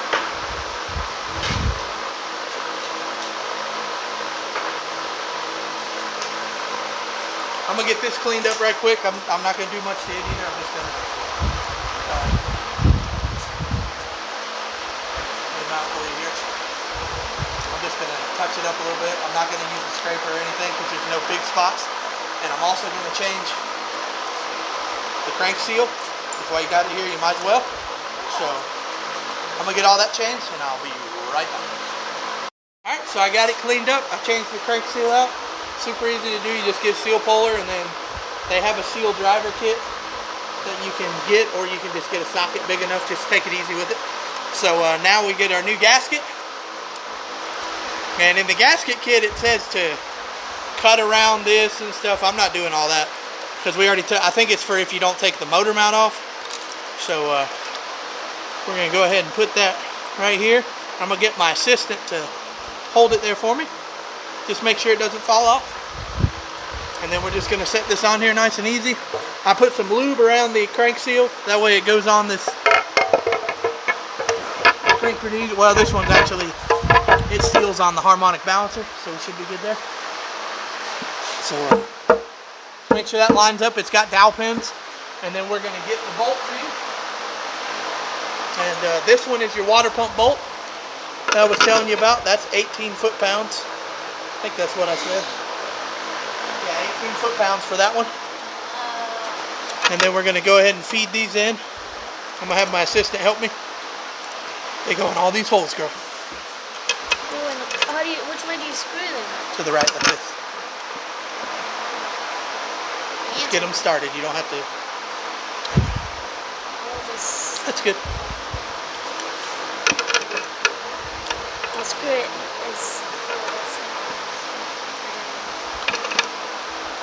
I'll be fast forwarding through this part anyway. One here. They're all greasy.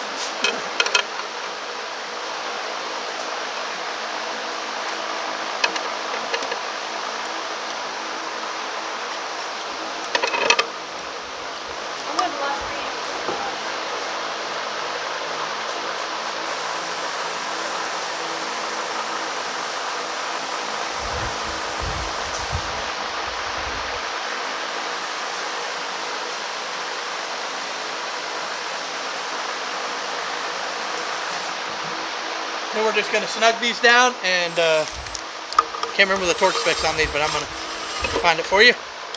And there's probably a certain way to go around it, but I always just like to go just alternate. That way this gasket pulls itself up on there real easy. Doesn't get warped or anything.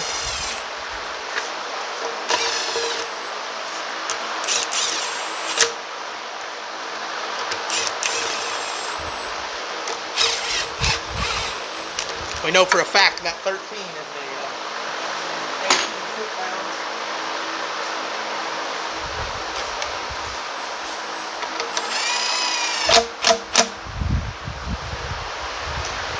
Torque that one.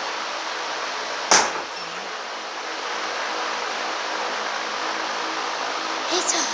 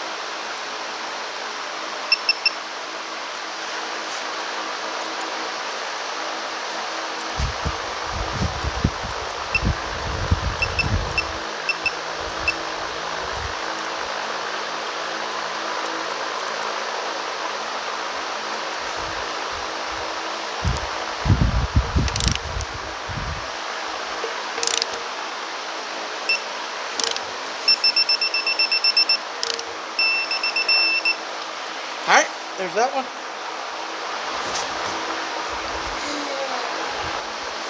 And the torque specs for these are also 18 foot-pounds. We'll go ahead and get all those tightened.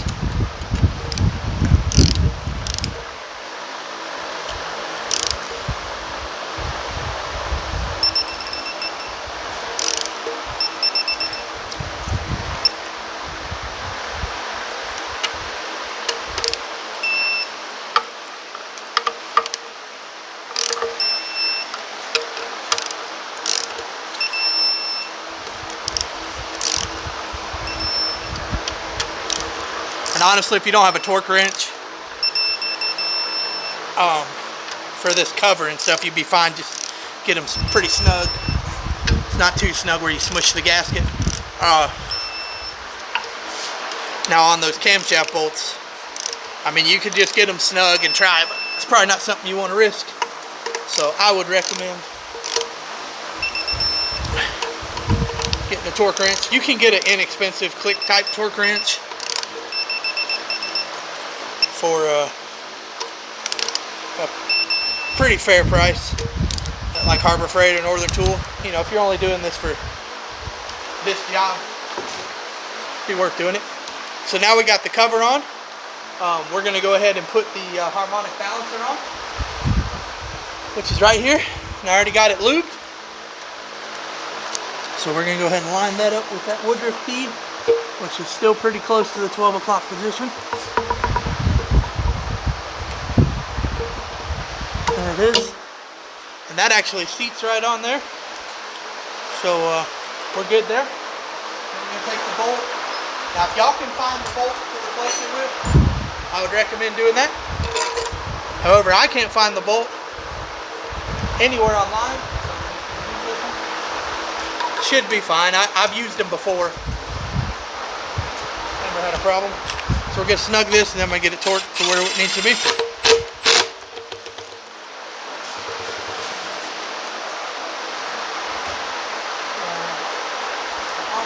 Balancer gets torqued. It's 111 foot-pounds plus 100 degrees. You're going to need an angle gauge.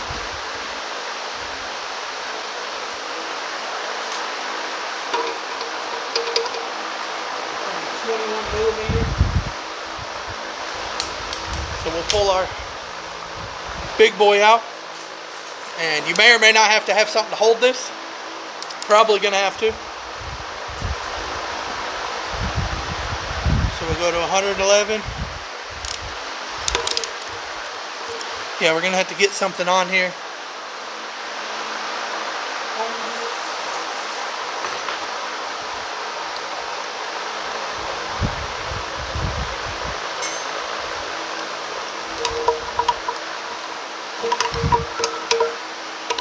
Should work.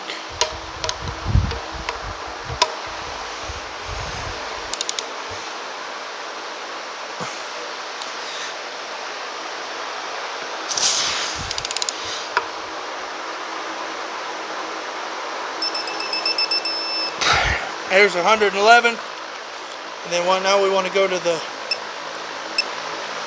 plus 100 degrees.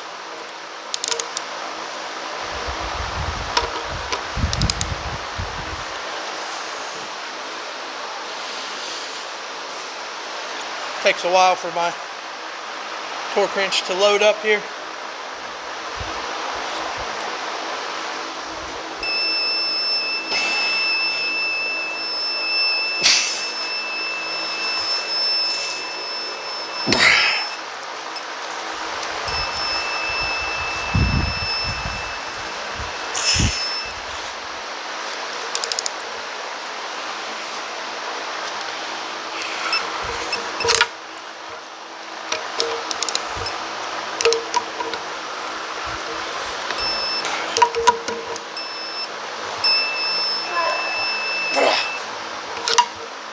There's 100 degrees.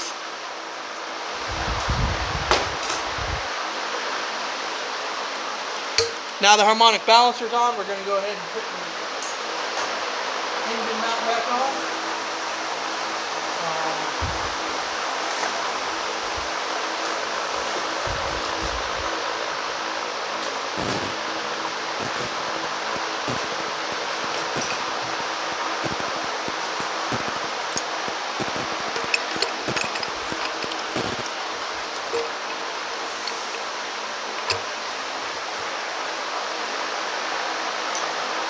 They're 18s. I'm just going to snug these.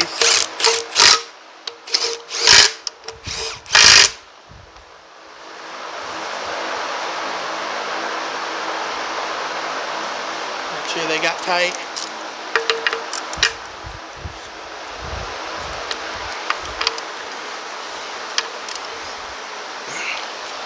There's that. Now we're going to put this tensioner back on.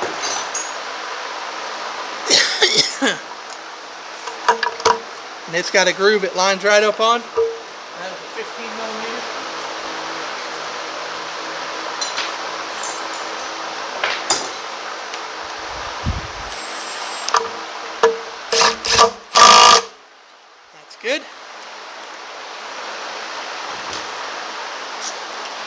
And there you have it. That is all the timing chain procedure there. Let's see here. I am going to get this thing back up on the lift, the cherry picker, and then we're going to start taking the oil pan off so we can do that. I'll show y'all how to do that. It's pretty simple. So I will be right back. Alright, so I got the engine up on the lift, and now we're going to take the oil pan off. I'm not going to be able to record me taking it off and stuff because it's just, the angle's not right. But if you'll come closer a little bit, Lexi. Can you see this bolt right here that I'm pointing to? Yes. These are the bolts right here for it. They're pretty much all 13 millimeters. You got to take this little bracket off right here. And it's got another bolt up there that you won't be able to see, but it's a like a 17. I believe it's one of the transmission bolts. And then on this side, you got to take the high pressure fuel pump off. 13 millimeter bolts right here, and then you can just kind of let it hang out of the way. And then there's a 17 millimeter bolt right here for the another transmission bolt. And then the rest are 13s. There's one 13 under here. I don't know if you can really see it, but there's one 13 under here, and then you're good to go. So I'm gonna get it off, and then I'll do another video showing you what's inside the oil pan. All right, so I got the oil pan off. It was pretty simple. There wasn't much to it. Pretty much all 13 millimeter bolts. I did have to take the high pressure fuel pump off of its bracket to get to this third bolt that's up here, but that wasn't too bad. And there is a couple hidden bolts in the back right here, so pay attention when you're loosening them. Don't be trying to pry on the oil pan while you're doing that. Make sure you got all the bolts out before you start gently prying on this oil pan, because even though these things are cast aluminum, they can break very easily. So we got it off, and my assumptions were correct, especially with my camera. There's pieces of debris everywhere in this thing. So I'm gonna get this cover off right here. This is part of your pickup screen. It's like some type of windage tray or something. And I'm gonna get that off, then I'll show y'all what's inside. Alright, so I'm so glad I did this. I got the windage tray off, and I went ahead and removed the pickup screen. It's just two 10 millimeter bolts here, and then you just kind of got to pop it out of this little spot right here. But as you can see, all kinds of crap down in here. And as this thing broke, it filled up this pickup tube or whatever. So I'm going to try to clean this out the best I can. May end up having to get another one of these. So hopefully this engine didn't get too starved for oil. We were originally going to just change the engine, but due to the difficulty of finding anything right now with the way the part shortages and all that stuff, and the prices are through the roof, the customer wanted to just try to go with this engine. So that's what we're going to do. We're going to see what happens, and I'm going to get all this cleaned up. And this is just some sealant around here. So you want to clean this area up, and then you want to clean the area up around here. You will have to use some type of razor blade or something for this to get the sealant off. So I just try not to make too many gouges in it. So I'm gonna get it all cleaned up, and then we'll put it back on, and I'll find the torque specs for you. Alright, so I got the oil pan back on, and one correction I want to make. I don't know where my mind was yesterday. I was looking at the video, and I said this is a high pressure fuel pump. It was the end of the day, so I don't even know what I was thinking at that point. But this is a power brake booster. I don't know what I was thinking there. But at any rate, that is not a fuel pump, so don't think that is. But I got that back on. Got the dipstick tube on. There's a little 10 millimeter bolt that gets it off right here. Got the oil pan all on. All you do is run you a bead of silicone or sealant, whatever you want to call it, RTV. Start all the bolts first, especially the transmission bolts. You don't want to get all this in here and then some bolts not line up once you get them tight. And the oil pan bolts, all the little 13 millimeter bolts, there's one up in this hole, couple sneaking around in here. All the 13 millimeter bolts are 18 foot-pounds. And the transmission bolts, there's 4 of them. This one's a 17, the rest are 15s. There's 2 there, and then there's 2 on this side. Those are 55 foot-pounds. And then there's the rest of the oil pan bolts. So we got all that on. Make sure you snug your drain plug back up You don't want to forget to snug that up. And now we're going to lower this thing back down onto this lift table. And we're going to go ahead and put the spark plugs in and the valve cover gasket. It's pretty simple to do. I'll tell you the torque specs on it. That's about all I'm going to do. All you want to do is basically the same as the oil pan. Just clean this up. It's got its own separate gasket though. And it's got a gasket for the tube seals right here for the spark plugs. So we're going to put that in. If you left yours open like mine, because I mean I'm in a closed shop, so I shouldn't have nothing to worry about. But still a good idea to look around, make sure you didn't drop any piece of plastic or trash or anything in here. Get anything out that you can see, or if you laid a tool down in there. It's a good idea to cover this up, but originally we were going to replace this motor, so I wasn't even worried about covering it up. So that's the reason I haven't covered it up. So but we should be fine. I'm going to get the valve cover on, and then I'll tell you the torque specs on it, and then we'll be ready to set this thing back in the car and see what happens. Alright guys, got the valve cover, the spark plugs, and the coils back on. The torque specs for these I couldn't actually find, so I just used my my intuitive thinking here and tightened them to the same torque spec as these, because they're almost identical to this timing cover. So I tightened them to 18 foot-pounds, and that should be plenty of torque. So we got this engine all done now. All that's left is to put it in. So let's get to it.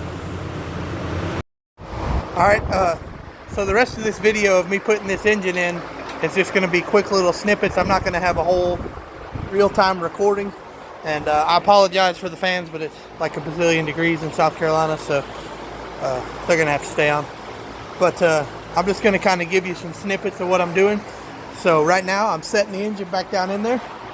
First thing I like to do is just get all the mounts on loosely. I don't like to tighten them, because you may have to take one off to adjust it, to get it to line all up. So I'm getting this one on, then I'm going to line that one up. And I'm probably going to do the transmission mount over there. And then finally I'll do that one. And you also want to make sure your exhaust lines back up before you set everything down in there, because there's not a whole lot of movement in that exhaust. So I'm going to get all that bolted down, and then we'll move on to the next step. Alright, so we got the engine all set down in here. Got all the mounts tightened. That back one, transmission mount. And we went ahead and got the exhaust bolted up too. Remember the 3 bolts right there? And I forgot to tell you too, we had to take the crank bolt back out, so you'll want to retighten that the way it's supposed to be tightened. The torque specs are in the previous clip here. So now that we got that set in, now we're just going to go around and start plugging all these connectors back in. Just go around, and most of your connectors are only going to fit in one spot. So just go around and plug them all in, make sure you got everything plugged in, and then we'll start hooking up some other stuff. I'm going to do that right quick, and I'll be right back. Alright, so we got a good bit of the wires plugged in. I also went ahead and hooked up the 2 coolant hoses back here for the heater core, and I put the AC compressor back on. Just 3 13mm bolts and some connectors here. And then of course you'll have your hoses. I got them sitting here. We're going to put them in. And we're also going to hook up the junction box. It all sits over here. And then the mass airflow, air filter box, all that stuff. We're going to go ahead and hook all that up. It's pretty much straightforward, reverse of how you took it out. So there's really nothing to it. Just take your time. Make sure you don't miss any wires, because, you know, like for the instance, this ground wire here, if you don't hook it up, probably not going to have any power. So just take your time, make sure you got everything hooked up, and we'll proceed to the next step. Alright, so I got the junction box on, battery box. Next thing I'm going to do is the air filter box and all that ducting, and then I'm going to start putting the radiator stuff back on. I'm going to put this cross member back on. This is where the engine computer is, and just going to slowly start working my way around here. So I will be back on the next video, show you what we're doing next. Got the AC lines on too, just so you know. Put that one on. Got this one on.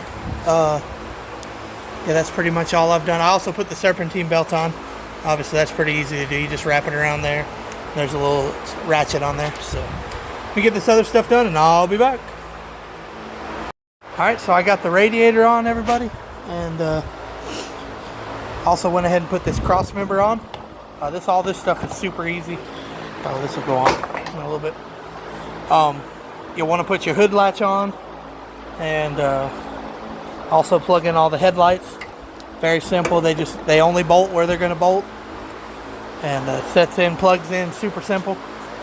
Then also you want to put your bumper on. We're going to do that stuff in a little bit because I'm going to leave this just like it is up top. Also, obviously I'm going to plug all this in, but I'm going to leave that like it is, and I'm going to put the CV axles in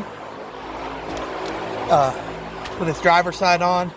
It's pretty simple. You just got to drop the knuckle from the strut and pull the tie rod off, and then you can slide that CV axle in. We're also going to plug in all those connectors for the power steering and an O2 sensor, I believe. And we're going to do the same thing to the other side. Make sure you get everything tightened up, and then we're going to check and see if this thing starts. So I'm going to do that right quick, and I'll be right back. Alright, so I got the CV axles all on. I got this side taken apart because I had to replace the fender on mine. Super easy if you have to. It's just some bolts. Comes right off. But I'm still waiting on that part. But I got the CV axles all on. I got all the connectors down there plugged in. I got everything up top done that I can see, unless I'm missing something, but I doubt I am. So I put oil in it. I'm going to put some transmission fluid in it. According to the manual, if you drain, if it's just a drain and refill, which is basically what we did, it says 5.2 quarts. So I'm going to put 4 quarts in and start it up, and then we're going to check it and see what happens there. And I also already filled it up with coolant. There's probably going to be some type of bleeding procedure. I'll look up what I can, but a lot of times you just got to work the bubbles out. There may be a bleeder screw somewhere on this thing, but probably once that water pump gets circulating, it's going to suck all that down. So just keep an eye on it and try to make sure it stays full so you don't get more air bubbles in there. And watch your temperature gauge. If it starts overheating, obviously you got some kind of bubble in there. So I'm going to put the transmission fluid in right quick, and then we're going to fire this thing up. So I got some transmission fluid in there. This transmission, there's a special way to check it. That's where you add the fluid right there. It's a little cap that unscrews. And then down here, what you want to do is you want to warm the transmission up. And then once it's to operating temperature, there's a little plug right here. It's an 11 millimeter, maybe 7/16. And I'll tell you right now if I got the right one. Yep, it's 11 millimeter. So you let it warm up, and then you pull that drain plug out. And if it's running out, obviously you put too much in it. So you want to let it run out until it's just dripping. And if it's not running out, you want to pour some in the top until it is starting to drip. And then you just let it, wait till it's a slow drip, and then you're good. So we're going to go ahead and start this thing up. Moment of truth. I also got this. You can get this from a parts store for about 30 bucks. It helps you get all the bubbles out of the system. It's got a bunch of different fittings that will fit onto each radiator or overflow reservoir or whatever. So you hook it up and you fill it up, and as it's running, this will force it down, and the bubbles will come out of it.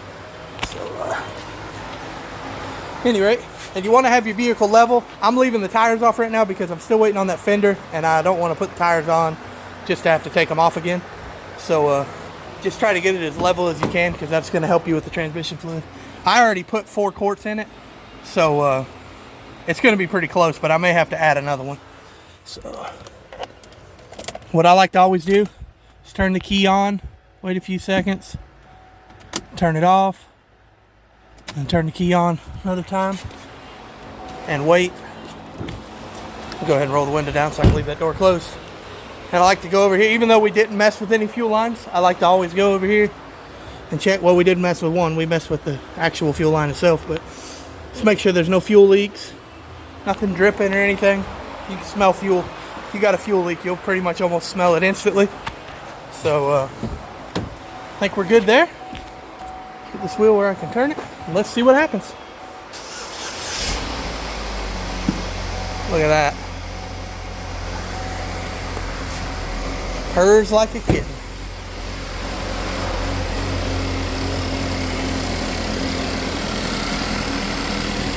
Sounds good. It's got a little misfire. Might just need to clear itself out.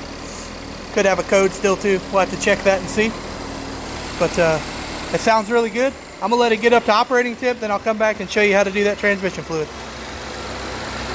Alright, So I got it up to operating temperature. It's running really good. It's got one check engine light I haven't checked yet. Possibly, I feel a small misfire. Could be a coil, possibly. We're going to go ahead and finish up this transmission. I'm going to loosen this right quick.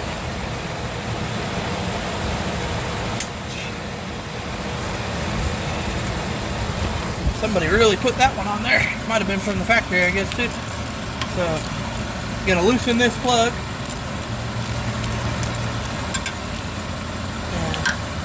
Loose out. Take it all the way out. And as you can see, there's nothing coming out of there. So we're going to go ahead and take this loose again.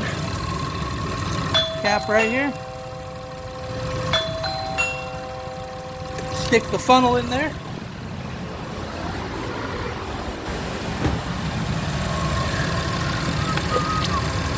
And it helps to have a helper here at this point, but you can do it by yourself. Just go slow so you don't waste a bunch of transmission fluid. So, but you just take some good old deck 6, and I'm gonna pour a cord in, and then we'll just peek down there and see what it's doing. I'm about to set the camera down, so 1 second.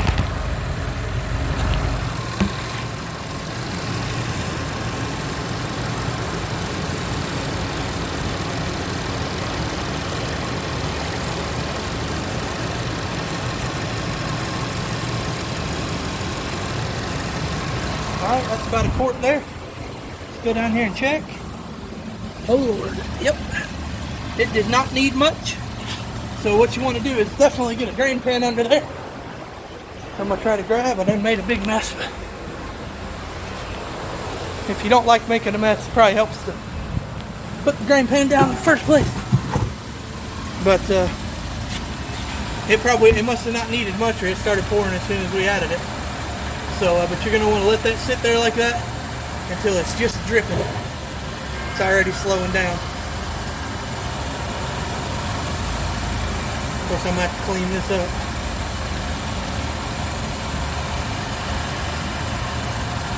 And you just want to wait till it's dripping.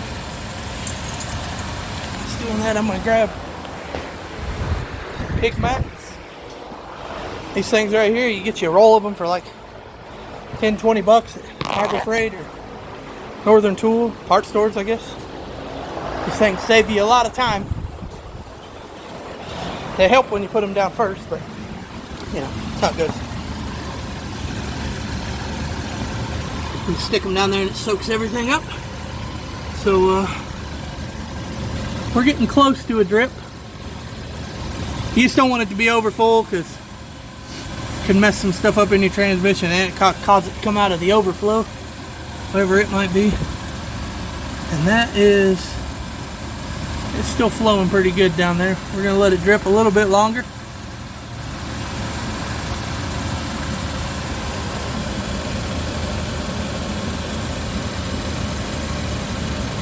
Alright, that's good enough. So, put this plug back in, just snug it down. I don't know no torque specs for this one.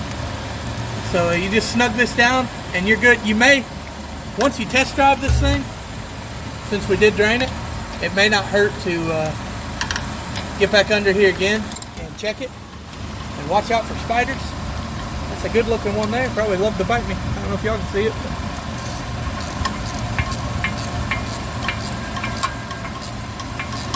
Just get this pretty snug. You don't want it to leak.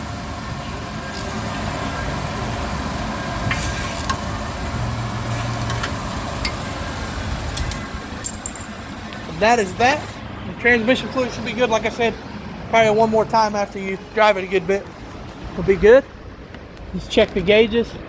I'm letting this warm up. It's taking a while to warm up because it's sitting here idling. But as you can see, there's still bubbles coming out. They do. I looked up and there is a bleeder screw somewhere back in there that you can use. But I can't reach it. And it's not overheating, so there's obviously not a big air bubble somewhere. So we're just going to keep doing it this way. I think we'll be just fine. I'm going to go ahead and put this cap back on. Don't forget to do that, because you'll probably have transmission fluid everywhere.